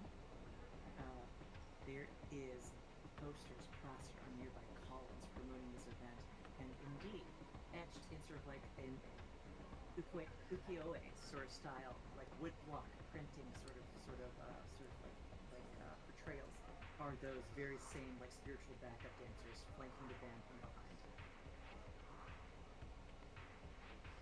You walk further towards the bar, and eventually you catch the attention of this woman, dressed in what appears to be sort of like a combination of Victorian and East Asian sort of style dress. She heads on over, steps over the bar, and you realize that there is a platform behind this bar that raises her height a good 2 to 3 more feet. And she stands maybe 4 feet tall at the most, but she commands the room. Still taller than me. She walks over to It's you. not a high bar, no pun intended. I know. Sits down at the edge of the bar with her like cat paws sort of like crisscrossed Over her crisscross legs. over crisscrossed legs, crisscrossed and laying atop of a nearby bar stool that had been just emptied out to make way for her. Looks to you all and goes, I hear. There was something I wanted to do before we approached her. I wanted to What was it? nudge Adoob and just let him know. The Let him know. is bugged. Fair enough. Maybe- Make sure you watch what you say. Fair enough. Perfect. Yeah, I send that message to Higgs like, hey, there's spy equipment in here. Be careful. Can Hicks respond back? A message is only one way, so. He nods to you. I In thought, confirmation he got the message. thought you could reply to message. Can you? It says on the sheet one way. So one, could be wrong. it's one way, but obviously, like, with If the, someone else has the message cantrip, you can have like an entire conversation. with the exception of either using detect I thoughts might be thinking of or awakened mind. Yeah, I think I'm thinking of Mind Link from Oh, the no. Eberron race. There is Oh a no, it sending does spell as well. say. Hold on. Oh. It says the target and only the target hears the message and can reply in a whisper that only you can hear. You hear him whisper, Understood, Dad. Thanks. And he nods to you and just tries to look like he belongs here, but he's a little awkward about the whole thing. Yeah, I mean, he's my son. It's The understandable. woman, then you see the woman sort of like stride across the bar, take a seat atop the bar top, and as she does so, people just get out of her way. Crosses her legs, a sort of like tinted black and gray bird pattern with two yellow eyes staring back at you, just sort of perks and says, I hear that some people are looking for me, associates of a friend of mine, one Mustafa, of the bar of the same name. That would be correct, well- madam. Yeah. I will give a wave if she can see me. Oh, you are precious to me, one. Thank you. She turns to the rest of you as a whole and says, what be your business in my humble establishment? We're here to garner some information on a potential job. Might be better discussed in private. As a matter of fact, She looks at the listening devices around the room. You are prudent. I'll indulge. Please, come back with me. And she steps off the bar top, heads round the corner to a blank, sort of like nondescript looking pillar in the middle of the club, and just steps on through it. I imagine her as a very lanky Catwoman. with a really long tail. Catwoman. I imagine her in like a Really long limbs, really thin, and like really long tail, and she kind of just like slunks around like Catwoman. Roughly speaking, yeah. very, very much that description. Very, very stout, very, very lanky, very, very sort of elegant, very graceful, powerful. legs. Jessica Rabbit dress. More like Steampunk Jessica Rabbit dress. Say, like, you did say Victorian with a Yeah. hint of Eastern. Oh, so okay. imagine like sort of billowing out around the hips, but very sort of sleek and slinky everywhere else. Okay, I got you. She walks I out also through the imagine pillar. she's very elegant with her movements, but it's very Yeah. smooth.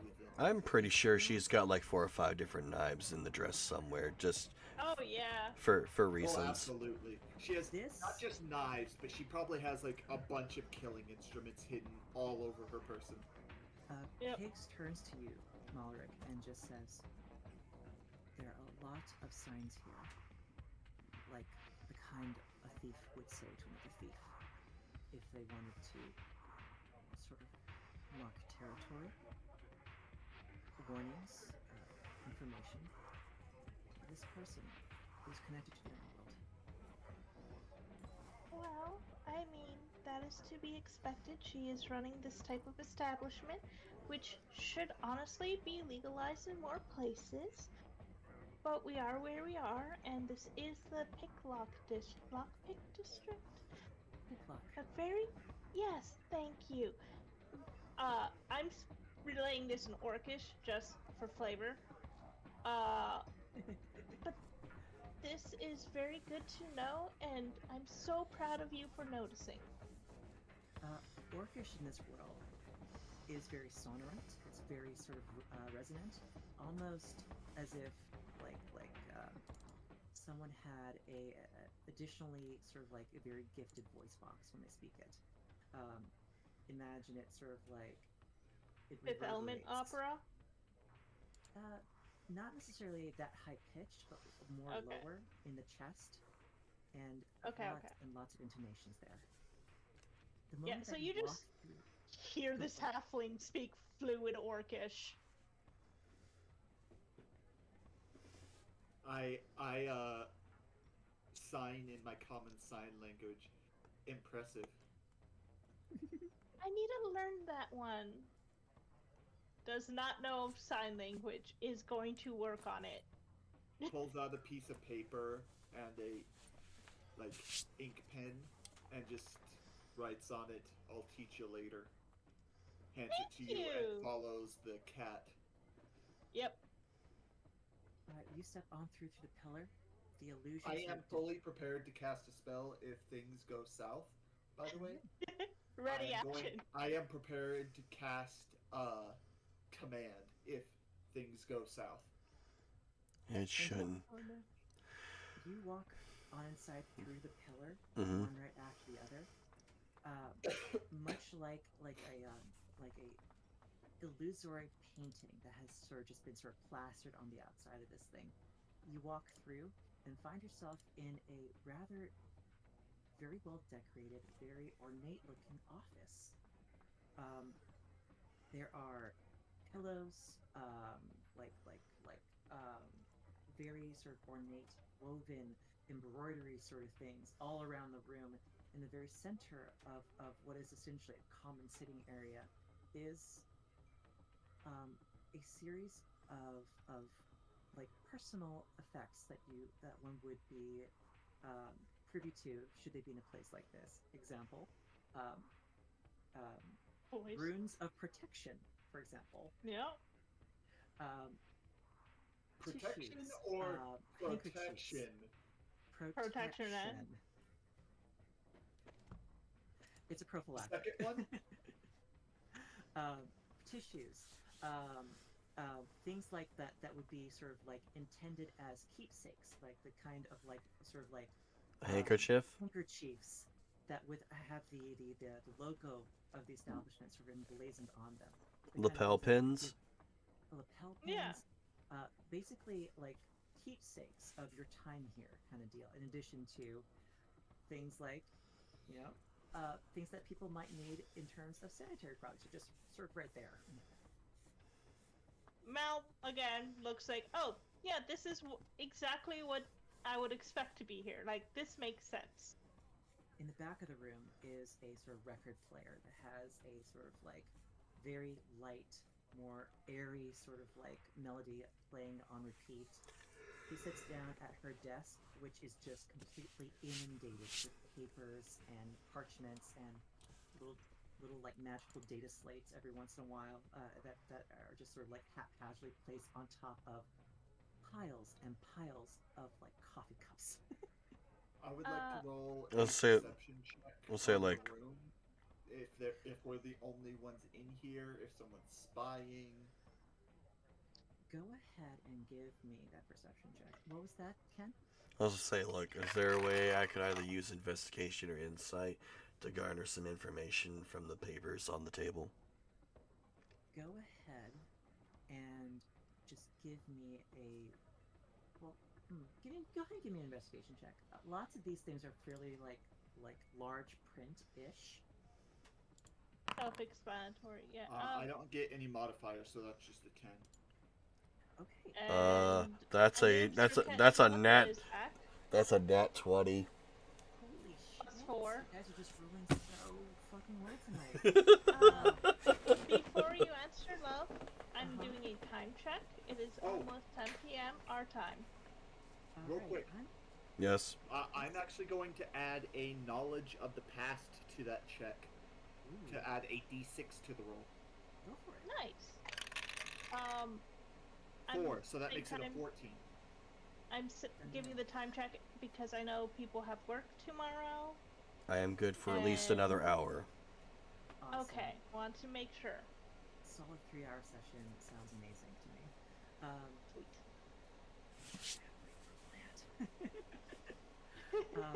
I mean, we can always cut it off early if you haven't gotten more I have steps. nothing going on, so if you guys I- want to keep going, I will keep going.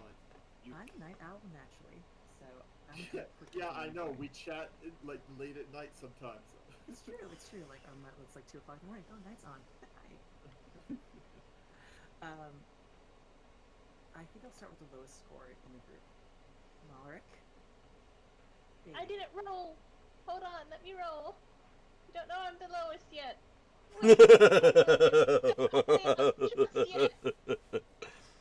Say like, Okay, what I'm what gonna what do- what would you be looking for? I would actually like to look for. Let's see what I am good at. Fuck it. I'm gonna look for religious icons. You can tell a lot of stuff from religious stuff in a place like this. I mean, that's true. You can tell a lot from a person about their religion. You Yeah. are the lowest. Well Well done, everybody. Well What did done. you get, love? 7. 7? Really? I got 7. Look, Okay. I am not religious.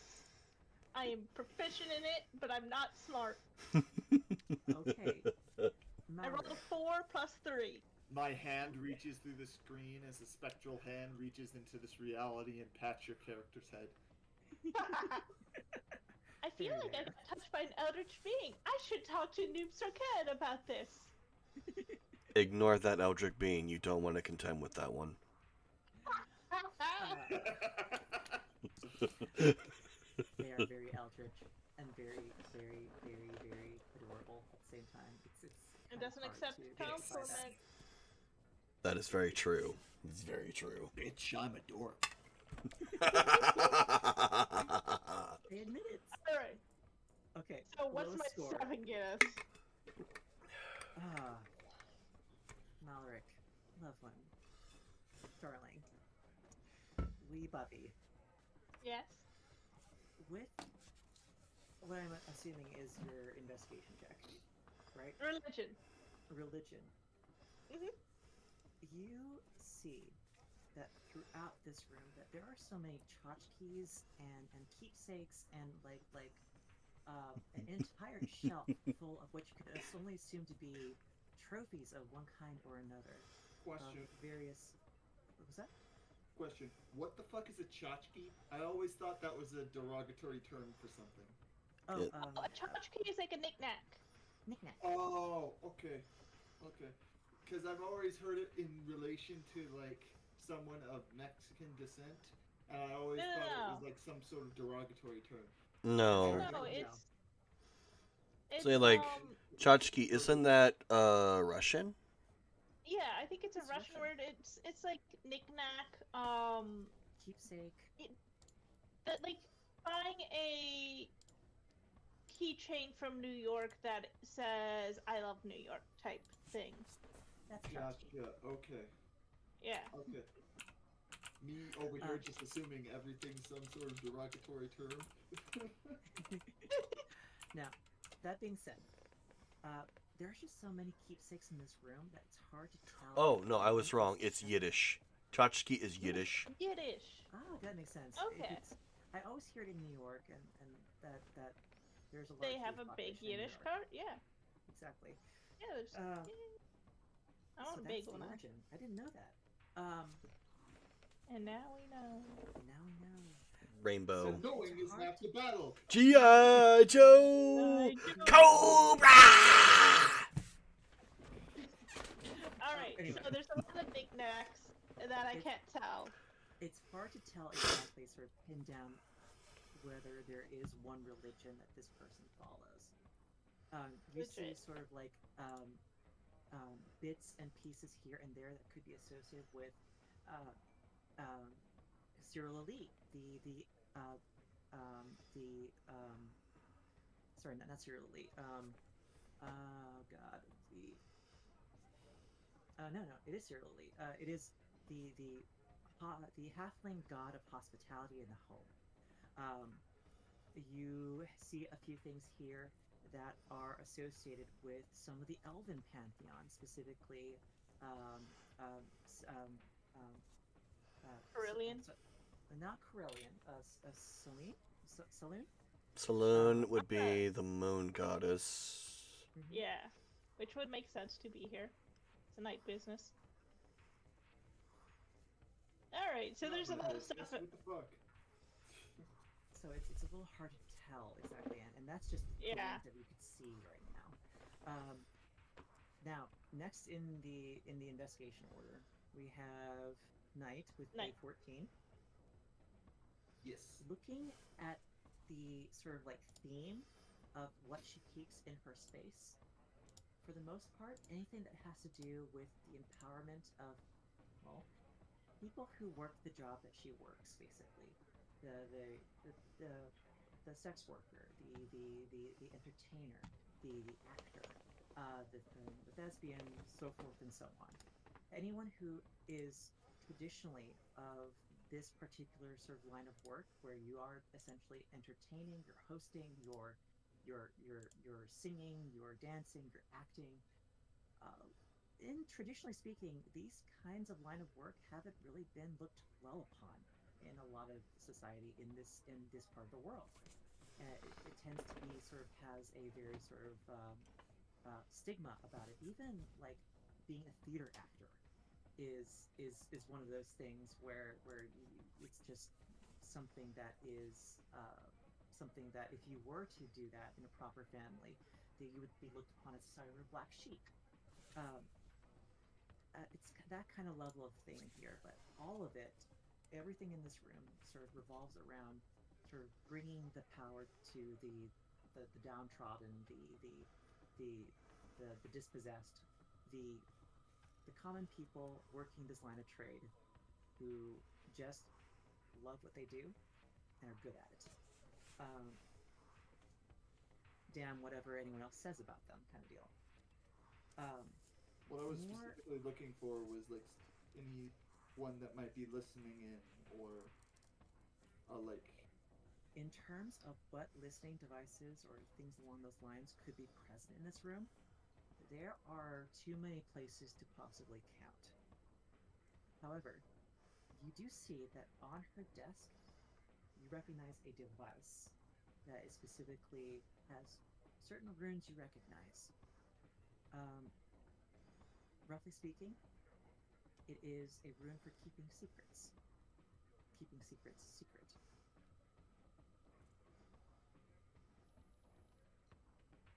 It's the secret room. Next, in that sort of line, we have Ken. The nat fucking 20. Yes. I'm going to say that as you're sort of scanning the room for anything that might be a danger to you, that might leak this conversation, that might indicate that someone is listening in, Mm-hmm. I will say that everything in this room that could possibly do that is currently inactive. And there is the device on the table that Knight saw earlier. You know that there is essentially creates a sort of reverse bubble of silence where no sound can get in, no sound can get out kind of deal once it's activated. Lastly, because you got a fucking nat 20, you may ask me one question about her establishment, or anything else you can think of, and I will try to answer to the best of my ability. Jesus. ask if she's single. Well, here's the thing. She runs this type of establishment. I'm pretty sure sometimes she has her own personal clientele. I don't think she would be a woman tied down to a single person. I Probably. mean, not officially. Yeah. Would she be willing to do deals with my merchant guild / cult? That's Looking a about damn the good room- question. Looking about the room, your merchant guild sells a number of high-end goods, partially to fund their operations, but also partially because it's lucrative. In terms of what you would be interested in, basically just about everything you sell is relatively low volume, Mm-hmm. luxury items. So yes. Okay. That's all I needed to know. Also, Cookie, I'm sorry that you're not feeling well. My apologies, love. Oh, Bean. She sits down at her desk, folds paw over paw, and just motions for you to sit at any available seating within the room. She then taps that central, little device on her desk, almost in the shape of a small pyramid. And as she does, a crystal at the top of the pyramid flies up to about maybe 2 feet in the air, and then projects a wave of silence outwards. You feel it sort of envelop you. You hear all sound go kind of muffled, and you hear the sound of the outside sort of fade away to basically nothing. I look at my. I would say I look at the compatriots. It's like we are now safe to speak freely. Oh. So she kind of just cocks her head to the side, smiles at all of you, and just says, "So, how is my old friend Mustafa doing?" Mustafa is doing well. We kind of stopped a bar fight from setting his whole. Ken, you're cutting in and out a little bit on my end. My apologies. Mustafa is doing quite well. We kind of stopped his bar from catching fire earlier. It was one of my favorite bars. I'm glad you managed to save it. Now, if Mustafa sent you here, it means he has a favor to call on you to. Is that what I'm gathering is happening? That is correct. We have been hired for a job to acquire something for him. You get into From a a junkyard. firefight with a man, and he saves your life once, and he'll never let you forget it. That tends to be the Men are case. usually like that, yeah. It's okay. He's cute. I don't mind so much. I just like to grumble. You have your right to complain. Yeah. But no, yes, no, we are in need of information and We kind of know the game. okay, maybe I just need to speak louder, I guess. I don't know. Okay, so we are in need of information. We are doing a job for Mustafa. We need to get to the junkyard in essence. Yes. Yeah, we need to get down into the junkyard in essence to acquire parts. Wire a disc thingy? I think he said something along the lines of an 8-track or something like that. Is the automatic game controlling yours ends? Like I don't know. Maybe. Well, it is getting close to the 2 hour 4 minute mark. Let me hop out a call and I'll rejoin.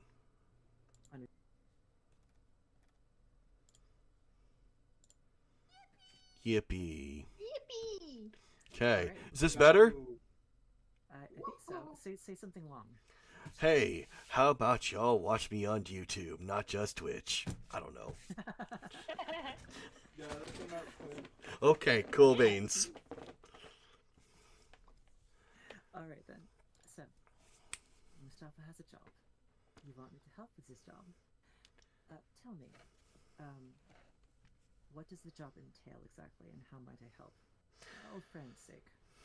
So, we are needing to get on to a ship that was just purchased. It's being taken away by tomorrow morning. There's parts on the ship that we need to secure. Discretion is key.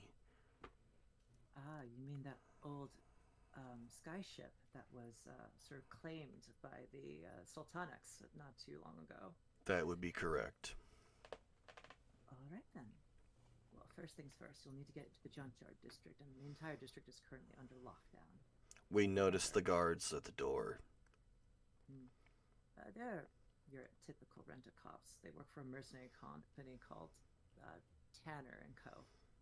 They are, for lack of a better term, complete idiots. Fair enough. I think that's a great term. We were also garnered information. We also were given information about sounding spells.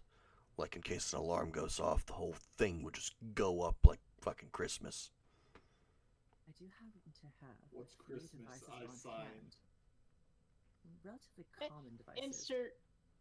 Insert Random winter holiday here. random holiday. I don't know. It's just a word. Sorry, what was the holiday? I said Christmas it's originally because it's just like everybody's lighting the houses on fucking fire and whatnot. It's just like everything's on fire. Everything's just lit up. Insert winter solstice here. Thank you. Yule. Are you talking about high glow? Yes. Yes. Absolutely. Note to self, Aubrey, make the holiday high glow, and through them, we're going to need a few tools. I have with me these, and she pulls out small, tiny lipstick-like devices, maybe about 4 inches long and about 1 inch wide, roughly the shape of a cylinder. Mm-hmm.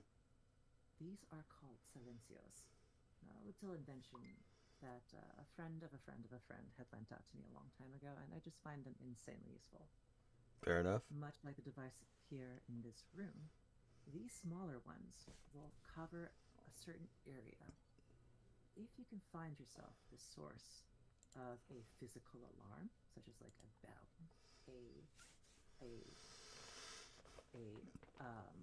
chime, a gong, you can go ahead and place this at the base of said device. Press the button on top, and it will create a 5-foot sphere in which sound can neither enter nor come out. This is important for another couple reasons. The first of which is that the entire city and much of the junkyard itself is networked by what we call the subvocal telegraph. And she Yes. points The communication relay. I'll say like the communicators that we put in our ears after escaping the picklock market area. She points to your ears and just says, exactly. Those same devices allow genie, your elemental spirits, the creatures that make the modern society work and run the machinery of our run the machinery that is the beating heart of the city. Mm-hmm. Those things listen on that same telegraph for instructions, for signals. If you're not careful, you trip an alarm, and then every single fire elemental or method within reach will seek you out and try to destroy you. On top Well, of we the could guards use being that to alerted our advantage. on top of the guards being alerted, on top of everything else. These devices, essentially, you can think of the cables that run throughout the city as all being enchanted individually, the individual strands enchanted with versions of the magic mouth spell. But the magic mouth spell is sound, is sub-vocalized audio. If you place one of these devices at a junction point, say along the length of the cable, it'd be as if you had to cut the cable itself. Good to know. Prevent those signals from going out. Now, that's the more arcanotech aspect of this. The other thing you'll have to watch out for is legitimate spells, such as the alarm spell itself. And for that, you might need to find ways of either disabling them or breaking and entering from a different angle. To that end, Again, usually they alarm the doors, not the walls. I have throughout the city. To that end, getting into the junkyard is relatively easy. All we need to do is distract the guards at the front gate with a few well-placed associates here and there, thieves and cutthroats I happen to keep in my employ as either bodyguards or as eyes and ears throughout the rest of the city. Oh, the three that we had met in Picklot at the very beginning. Mm-hmm. Do I remember their names? One called another Rose, another called another Dandy. The one you spoke to in your mind conversation, Mm-hmm. you didn't say their name. So a dandy or a rose wouldn't be in your in play, would they? Oh, you've met them. Yeah, they were trying to rob a vendor. Kind of got mixed up with us. Had an issue. We helped them escape. I believe it was it Dandy that had their ankle? It was Dandy.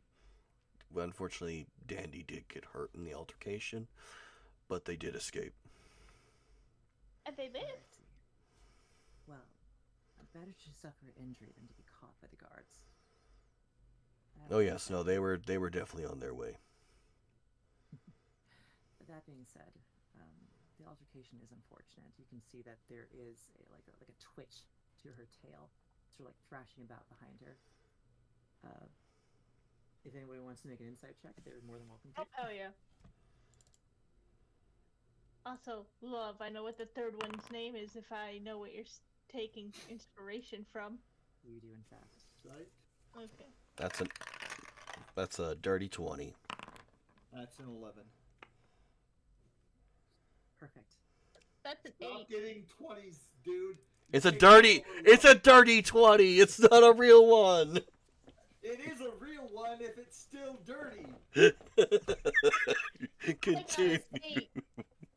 So an 8, an 11, and a dirty 20 is what I heard. Yes. Yeah. Starting with the lowest one, Maloric, Yeah. you're having a hard time reading her. Stoic and serene, cool as a cucumber. You can't tell if there's anything that irks her. With an 11, you can tell that she is a little bit irked by the fact that one of her people got injured. With a dirty 20, you get the impression that she might seek recompense for the injury at some point. Not necessarily in terms of violence, but maybe something equivalently to handle the healer's fee. So, in regards to Dandy and Rose, I do apologize for my associates' actions. They did promise half of the goods, what it was for profit. We'll take a quarter of what it's worth. I see it well. Had you not intervened from my understanding, we could have been in much, much more serious trouble, and I thank you for that. I'll go ahead and reach out and get in contact with those three. Young Rosemary, young Dandelion, and young Larkspur. And I'll see about making sure that you're rewarded for what I understand, stopping your friend from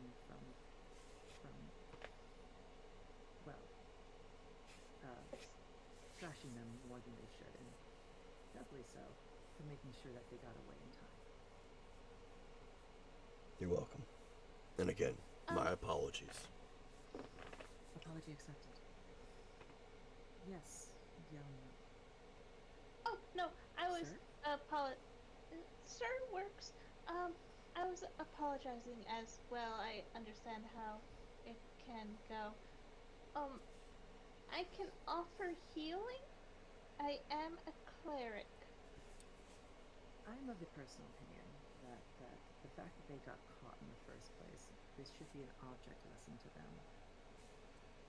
I say that if you do provide and render healing services, my good cleric, that they should provide you the full price of what they promised you. Does that make sense? I accept these terms. Perfect. Does. Kane is torn right now. He doesn't know if he should apologize or just let the matter be. That's fair. I look over at Kane. It's just like I just nod gently. You can't really tell. He has like a deadpan face. Well, it's the fact that it's just like you're just dead silent. It's just like I turn and look at you. It's just like I nod your way, and I just like, and I just give you that. I just give you that look. It's like everything's okay. There's no need for murder right now. You say murder? Grab some of this. Cracks neck audibly, heard through silence spell. You said sleeper agent has been activated. Babushka. Thank you for the posture check, Gunner. And the head pats. To that end, Head pat Kenpachi. Gives him luck. And hydrate. Huh? What is your faith? Oh, mine? Yes. I don't have one. Mishka, come here. How is it then you're able to heal? Because I can. And I do. She looks to your half-orc son behind you, and he just nods repeatedly. In that case, Let me put it this way. The gods don't believe in us, so I do not believe in them. I do not put my faith in things that don't believe in us. See her grow a little irritated at the first part of what you say, and then sort of smile at the second. And she goes, understandable. That being said, it will be quite some time for Rosemary, Larkspur, and Dandelion to come back here.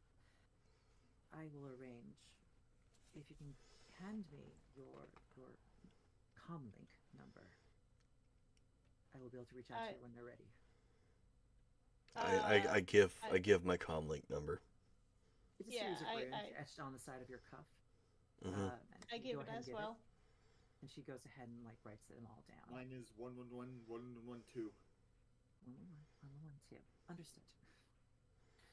Mine is. I'm willing to, as a favor to Mustafa, provide you with 3 of these devices. She'll go ahead and pull a scroll out of her bag, out of her purse, and then hand it to you. Purse of holding. More or less. It's a large scroll. And on the scroll itself, etched in it are the magical arrays and special inks and ingredients required to cast a spell of invisibility. Nice. I am going to admit I am not the stealthiest person. I am very looks at small. Looks at my medium armor that's all spikes and shit. So I am very small, but think then that she turns to you, Malric, and hands you that scroll. oh. How big is the scroll? About, I'd say about 14 feet long and about 14 3 inches feet. wide in diameter.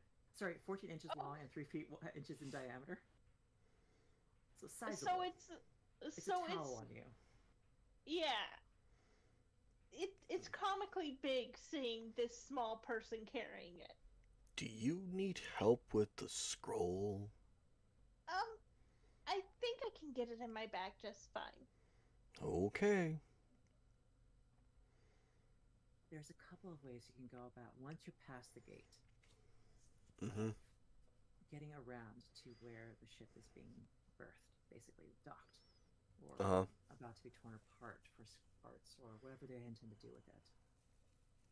There is a series of wrecks along the length and width of the junkyard itself.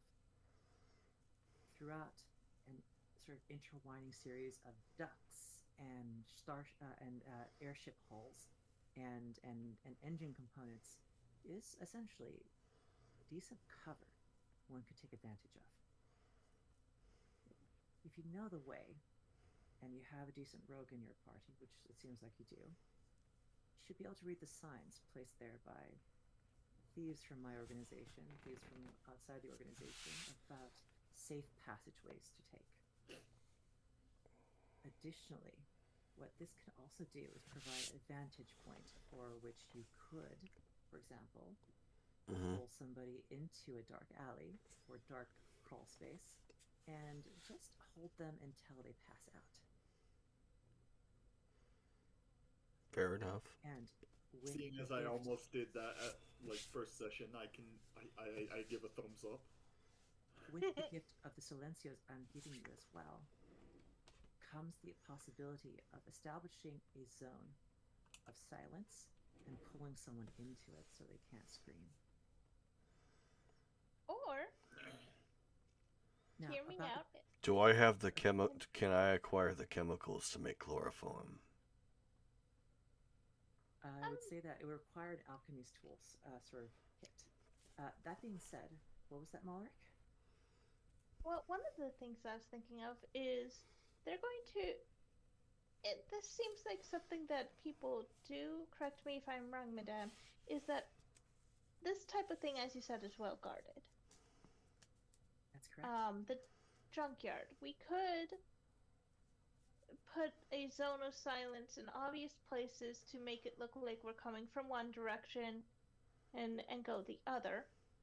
We could also use a distraction, such as a fire, and sneak on into the chaos. Wouldn't recommend that one too much because that does risk lives, though.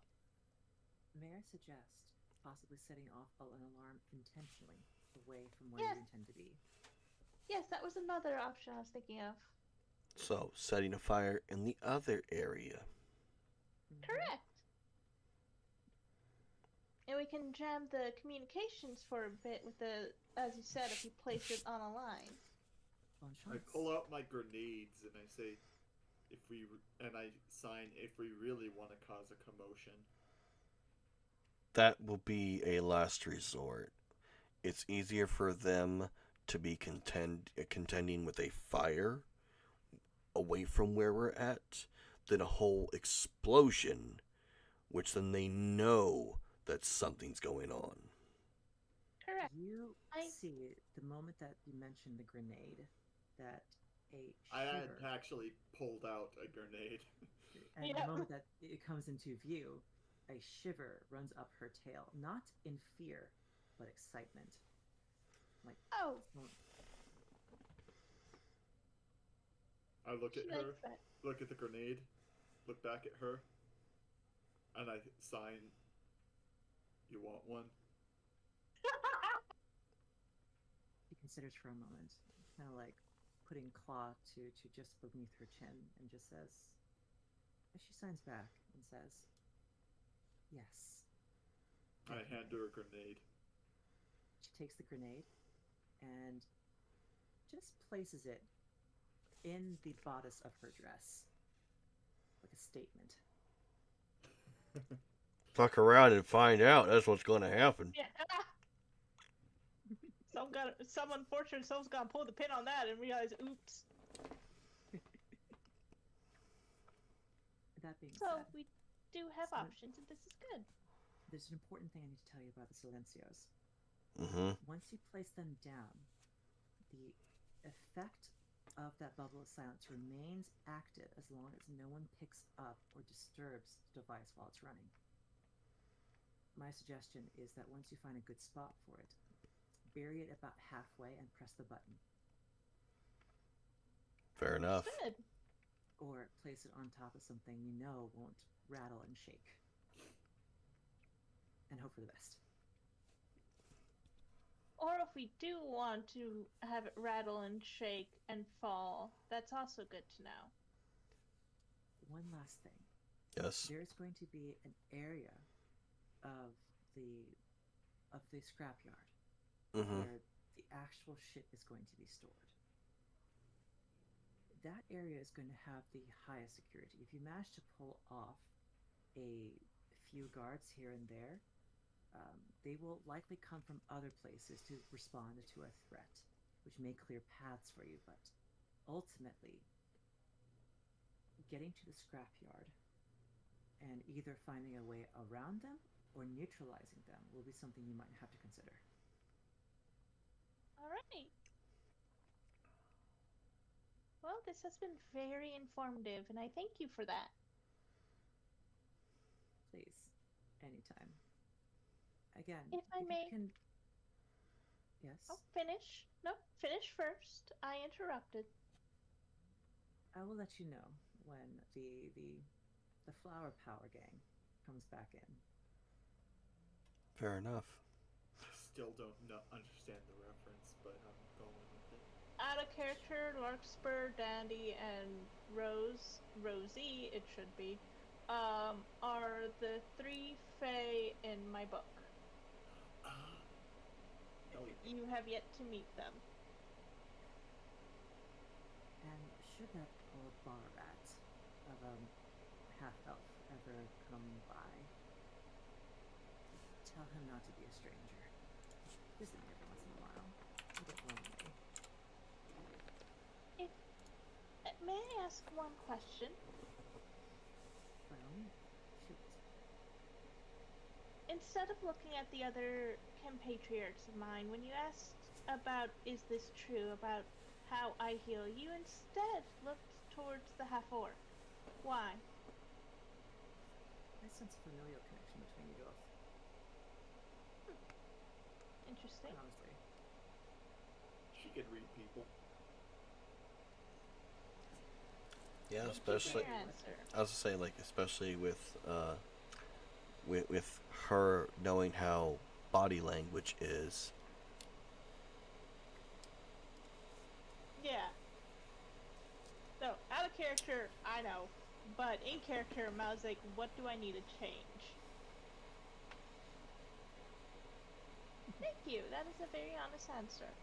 You also seem This is a second question, and I apologize. I said I only had one. You also seemed upset at my statement. Did I offend you in any way?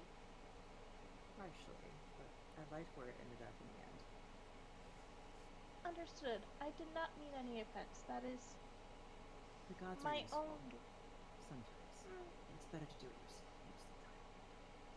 I will agree that it is better to do it yourself.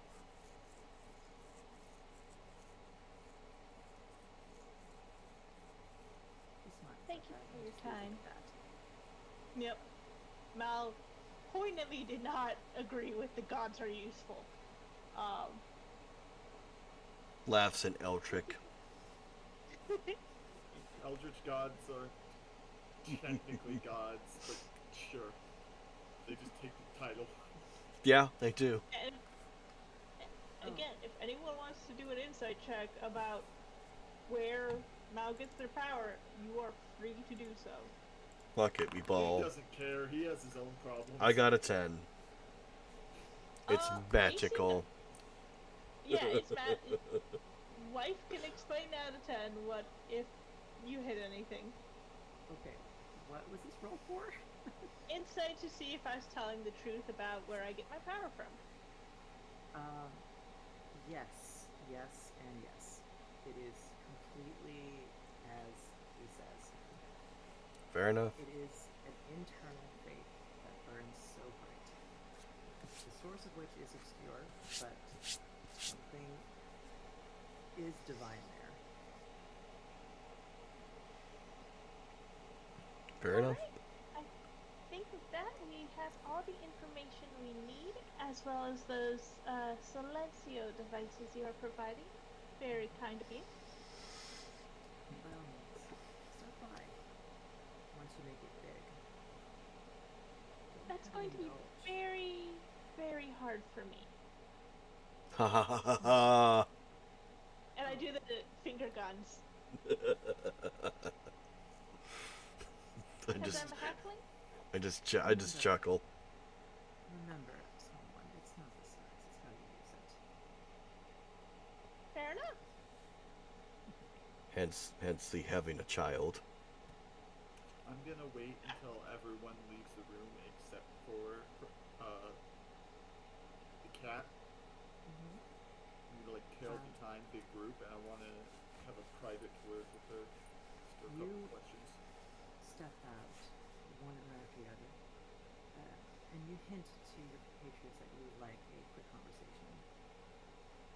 Eventually, you're left in the room alone. And what do you say?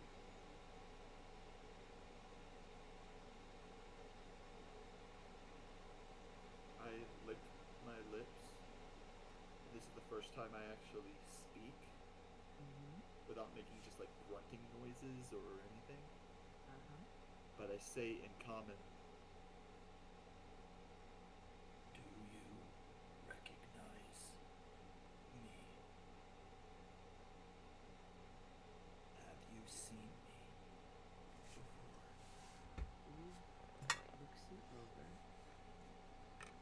up and down, and you can see her pull glasses out from a nearby cupboard, a little tiny desk top chest. She Yeah, that's raises them above cool. her muzzle, so adjusts them, one after the other. A series of lenses fall into place, and she says, "No, not explicitly real, but I know the magic that moved you.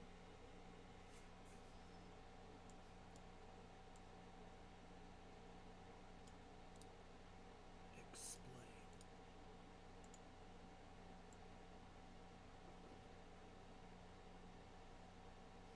Magical signature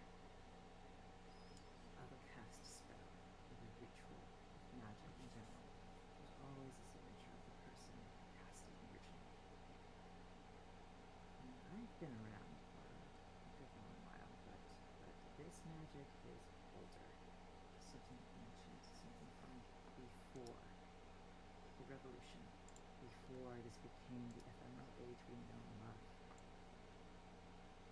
During a time where dragons primarily ruled the earth.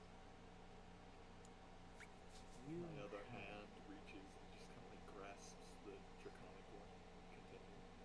You have aura of deep draconic magic all over you. It is not a kind of magic. It is what you can consider the mirror opposite of what healing magic was intended to be. You live a very cursed existence. And I'm sorry for that. As for who cast this magic, and where it came from, I do not know specific details, only that this magic itself hails from a land sweet east of here.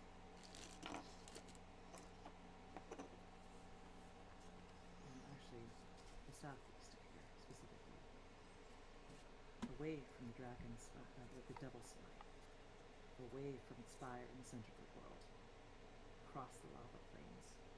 There was once a city, the name of which has been lost to history for quite some time. But those in arcane circles might be able to tell you how to find it.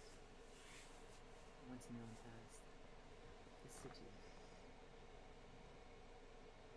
of the dead empires, the city of the dead, the necropolis, however you want to sort of describe this place. It has many names from various cultures. But one thing is for certain, you've seen the automata running about town, doing chores, doing labor, right? I nod. That magic was derived from magic discovered in those lands. Legends say a great draconic mage ruled over that place before his empire fell.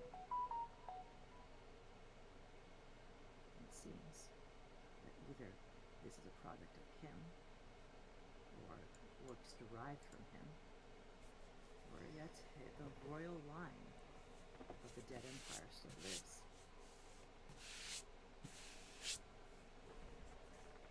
That is what I've managed to glean. One final question. Okay. Do The questions are starting to rack up at this point. I might need to start charging you. you know a woman by the name of... It's Irma, right? Emra? Emra. Emma. By the name of Emra.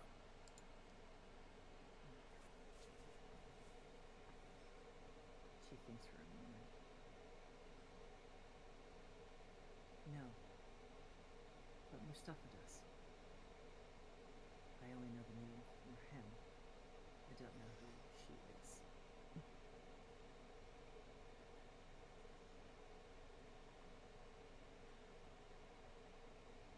I nod. And then I sign, thank you. Which is the only sign language I know IRL. She responds back by touching the tip of her forehead and then extending it outwards to you. Thank you. You're welcome.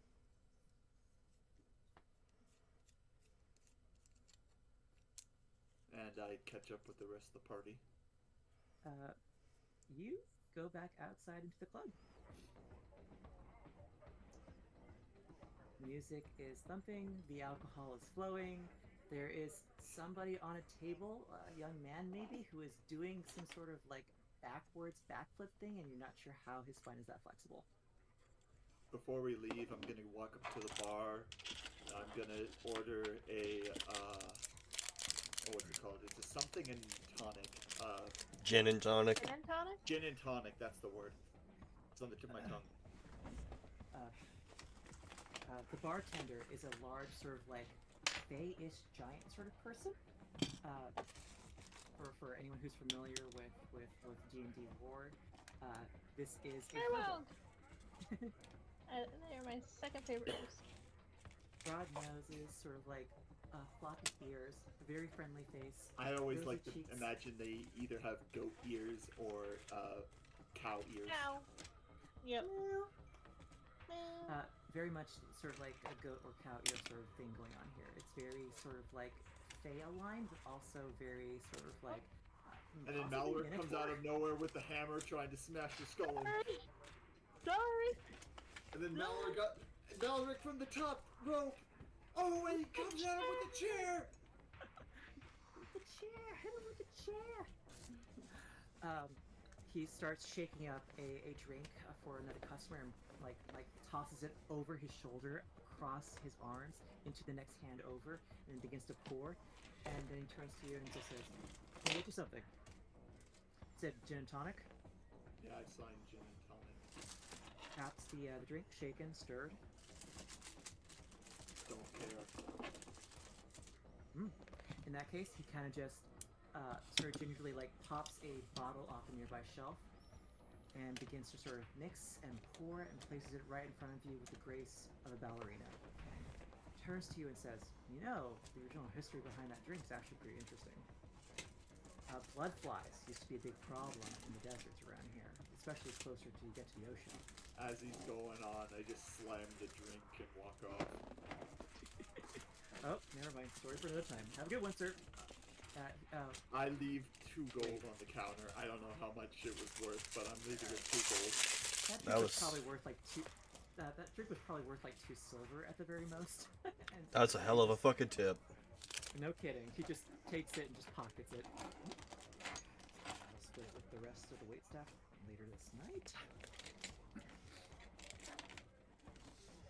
You all walk out of the club together and back into the streets proper, with tools in hand for getting the job done, and a sense that you probably have a little bit of time before shit hits the fan and that window of opportunity opens for you to slip past the guards. What do you all want to do? I want to find a target, like a range, somewhere I could take pot shots at something, and until it, keep myself engaged until the time comes. Honed. Maybe like a pile of garbage or something. You can find a decent sort of like back alley sort of like setup where a bunch of kids are sort of like got slingshots. They're taking like pot shots at bottles, kind of deal. Easy enough. I'm gonna go up to these kids. Probably look pretty spooky. Probably that Owlin kid is there staring at me. There's in fact an Owlin kid in the corner who's like getting sort of like self-defense lessons from an older sort of human woman, and she's kind of like shadow boxing in front of him. Like, okay, you want to keep up this rhythm, bud? Just like this. Head, ears, chest, solar plexus, kind of deal. And at the moment that you show up in the alley, they sort of like look at you and just step aside. I take out my bow and arrow, and I aim down the little makeshift range they have, and I start taking pot shots at the bottles. Done deal. You go ahead and spend this time sort of planking at these bottles. When you knock them down, the kids will kind of just like out of like not wanting to piss you off, because you've become something of a legend among the streets so far, that they'll just sort of stand them back up for you again. Like they'll find like tin cans and bottles for you to try to take more pot shots at. At one point, I'll stop. I'll look at the Owlin kid. I'll walk over to him and hand him the bow and arrow to see if he can take a shot. Oh god. Could someone roll me a d20? I got you. 14. I do it myself, but I currently have a cat in my lap.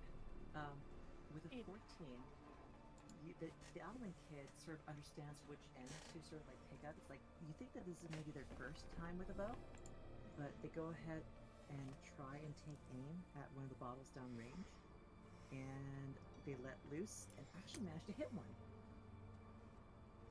I ruffle his feathers on his head and retrieve the arrow. And Very happy owl noises. For the second shot, I help him get in the proper stance and get his arms in the right position and have him fire again. Roll a d20 with advantage. A good thing that's advantage, because that's a 1. Oh boy. That one's a 15. Oh yeah. The kid seems to be a natural with this, with some instruction, with some coaching. Granted, silent coaching. He seems to be able to land shots relatively easily. Don't problem gain inspiration if you don't have it at this point. This is a cute moment. I already have inspiration. I just Sounds never good. used it yet. What Mal is going to do is, where where exactly is the junkyard? Is it where those 4 guards are guarding? And that is in fact the case. Okay, I am then just going to, fuck it, I'm gonna break out my knitting needles and yarn and start knitting sweaters. Go ahead and give me like a basic craft roll. This will be dexterity based. I am thanks to that you're proficient in Weaver's Weaver's, tools. yes. So Go I'm gonna ahead add a and- +2. Perfect. And this is dexterity based, so you add your dexterity bonus as well. Which is 0, so never just mind then. gonna +2 to that. Either dexterity or intelligence, your choice. Please int. I have int. Let me do int. So Okay. I don't know. Give me your How to- int. I need all the int I have with the 0. I'm Alright. not very smart. I'm gonna just roll this die. How do I, I have roll? the average citizen intelligence. I'm gonna roll a int saving throw, which is a +1, and then just add 2 more to it because that is things. God damn it! You're Nat right. 1. Oh goodness.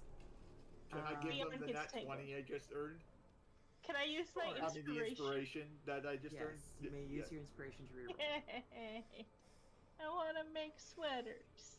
That's all I want to do. You're delightful.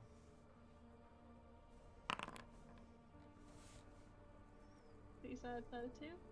Okay, so 12 plus 1 plus 2 is. So 12 plus 1 is 13, plus 2 more is 15. So 15 on starting to make a sweater. I'll go ahead and say that together, over the course of however long it takes, maybe about an hour or so. Basically, to trying to make the guards think I'm non-threatening.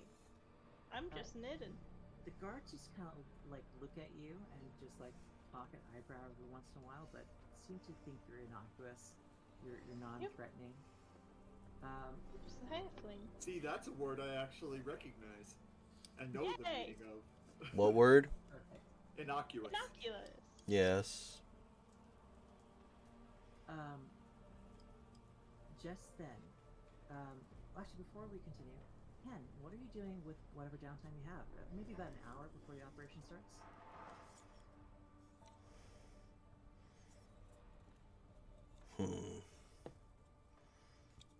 You know what? I'm just gonna go. I was like, I'm just gonna go back inside and relax. Because You Lord go back knows, inside. Lord knows, chaos will ensue, and praise be.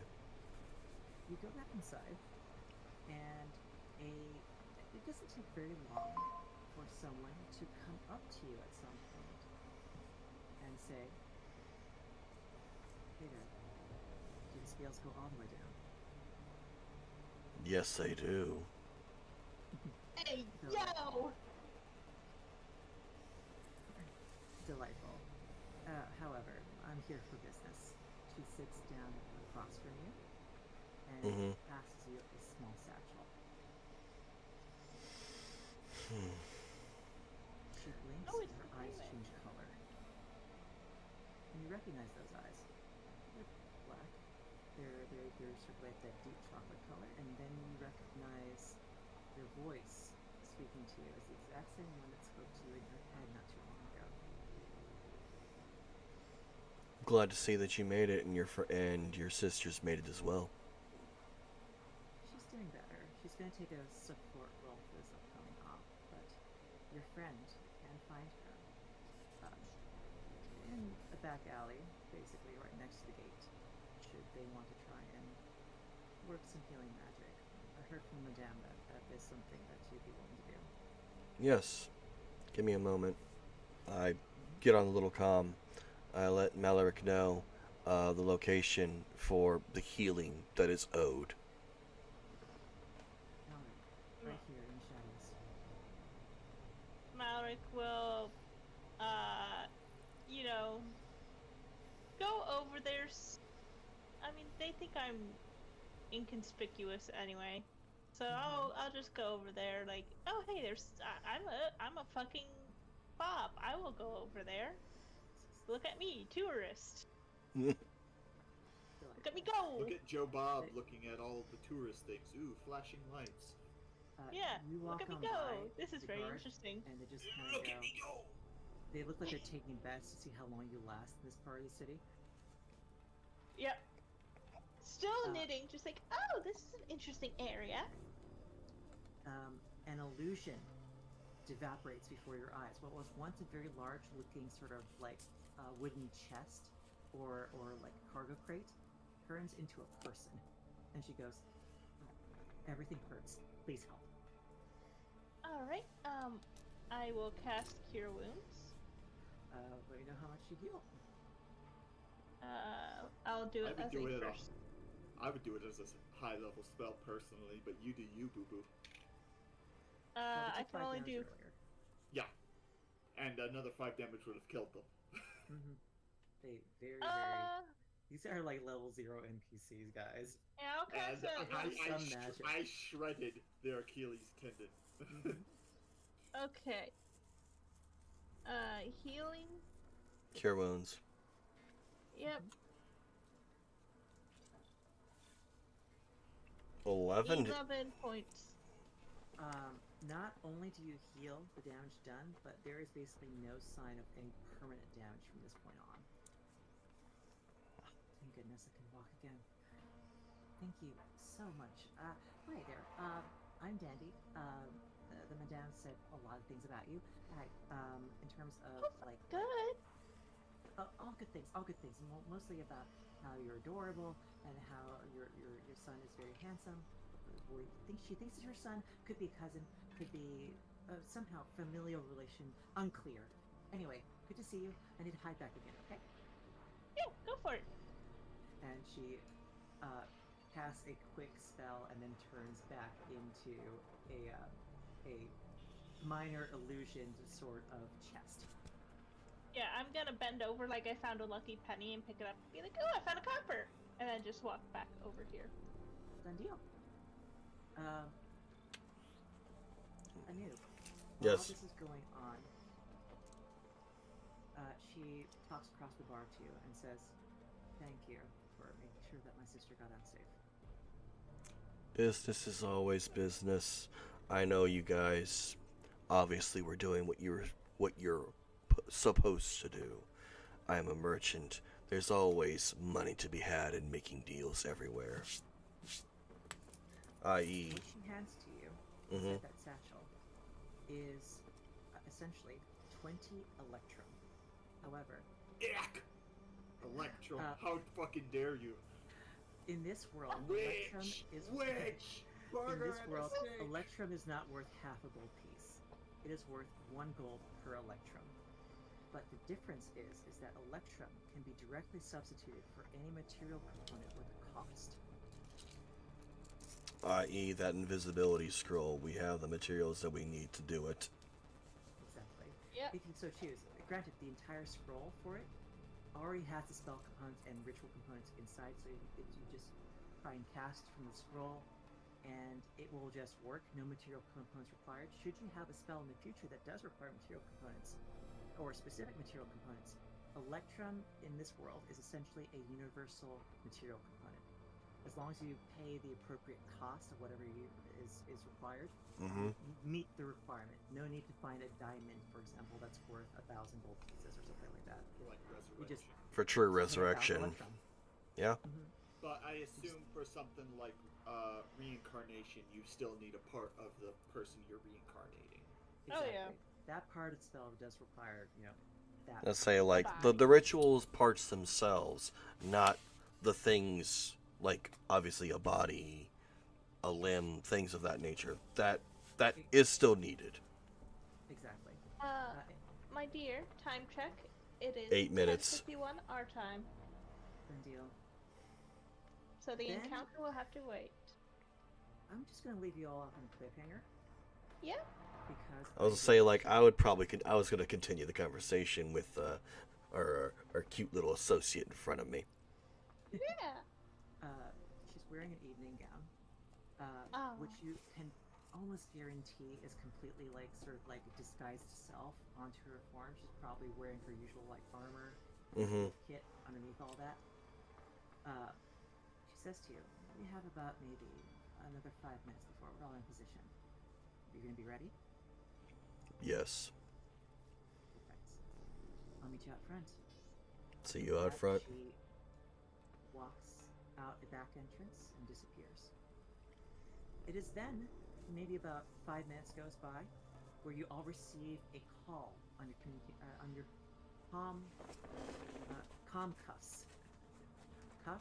Comms? Your CCs. Okay. Your CCs. Yeah, our CCs. You receive a call on your CCs. Now, how the subvocal telegraph works, it's almost like an Alexa is talking at you. So it's very sort of like flat, it's very monotone, and that's just because of the nature of the magic mouse spell. It can only create discrete sounds unless you pay up the nose for a very, very high-end model. But essentially it goes, in position, now. Approximately 30 minutes to detonation and distraction. Good luck. I go and retrieve my arrows, put them back in their quiver, and I gently take the bow out of the kid's hand, give him one final Head pat. ruffle, and I sign, "You did Little well." Little owl kind of like just claps happily. It's like, father figure? Question mark? I will adopt this owl. His name is Kevin. Oh my god.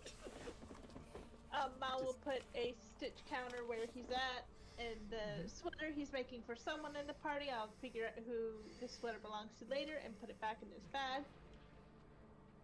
Done deal. What follows next is you see Rosemary dart across the gate atop what can only be described as a hoverboard. Mana trails sort of like flowing into the air as she drops sort of like a smoke screen, a series of smoke bombs behind her. Simultaneously, a loud explosion goes off in the nearby alley where you had seen Dandy earlier. And finally,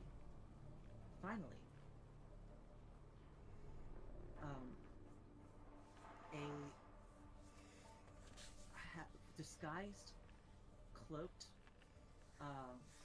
sort of person walks up, sort of wearing the guise of a security guard uniform with a fake mustache and sort of like aviator sunglasses, I imagine and just goes, fake "Go take care of it. I'm here to relieve you." And they all just take off after Rosemary on the hoverboard in that direction, and these two over here take off in order to investigate what happened in that nearby alley. And there's just one person left, disguised as a security guard with a very bad mustache, standing in the way, and I they imagine motion you it's on one of over. those. I imagine it's one of those dollar store mustaches that Yeah. Oh, just it's bad. everyone's It's a supposed to bad be disguise. And those- Terrible. The aviators are those like on aviators you Kimbo. buy at a gas station. You can just apply a little bit of pressure and they pop out of frame. You can tell what's- that they were trying to go for like gruff-looking security guard dude, and it just doesn't work with the frame they have underneath all this. Oh, These guys bought it, and that's all we needed. Yeah. Exactly. You all progress through the gate now that the security is down, and I think that's where we're going to end it for the evening. Alright. Next time we'll do the heist. Fuck yes. Woo! Oh yeah. I had a mental Thank you. breakdown today. You did! I got to traumatize you. It was glorious. What a Okay. pity. Next time I try to trance or sleep or whatever I try to do, it's only gonna get worse. Huzzah! I have to roll on that D8 table again for when you sleep, actually. So yes, that does happen. Alright. Who are we raiding? Who's on? So like I got a lot of people. I know who's Knight's rating because Knight always rates them. Yes, every single time. I would say like we can. I don't know. Do you guys know Penlock? I don't, but I don't mind rating over there. Penlock is the person who actually did my my overlay, my lobby, my starting soon, and stream ending screens. Nice. Oh, well then give me their act and I'll raid them with you guys. Just spell Yeah. it for me. Penlock Holmes. They are a penguin. They are a penguin detective. You're gonna have Alright, to spell so it for me because I can't spell. Here you go. Here you go. Here you go. Thank you very much. Here you go. Dyslexia is a bitch. It's been a fine. pleasure Thank playing you. for y'all. I'm enjoying this campaign. I'm fucking. I'm ready. I want more of this shit. 2 more weeks. Alright. 2 weeks, everyone. See you guys later. Captain, Cue the Arnold I'll Schwarzenegger say scene. like captain's raid from my end, everyone. Yeah. You all I'm have a looking good. forward to it. Y'all have a good night, and I will catch y'all later. Bye bye. Bye.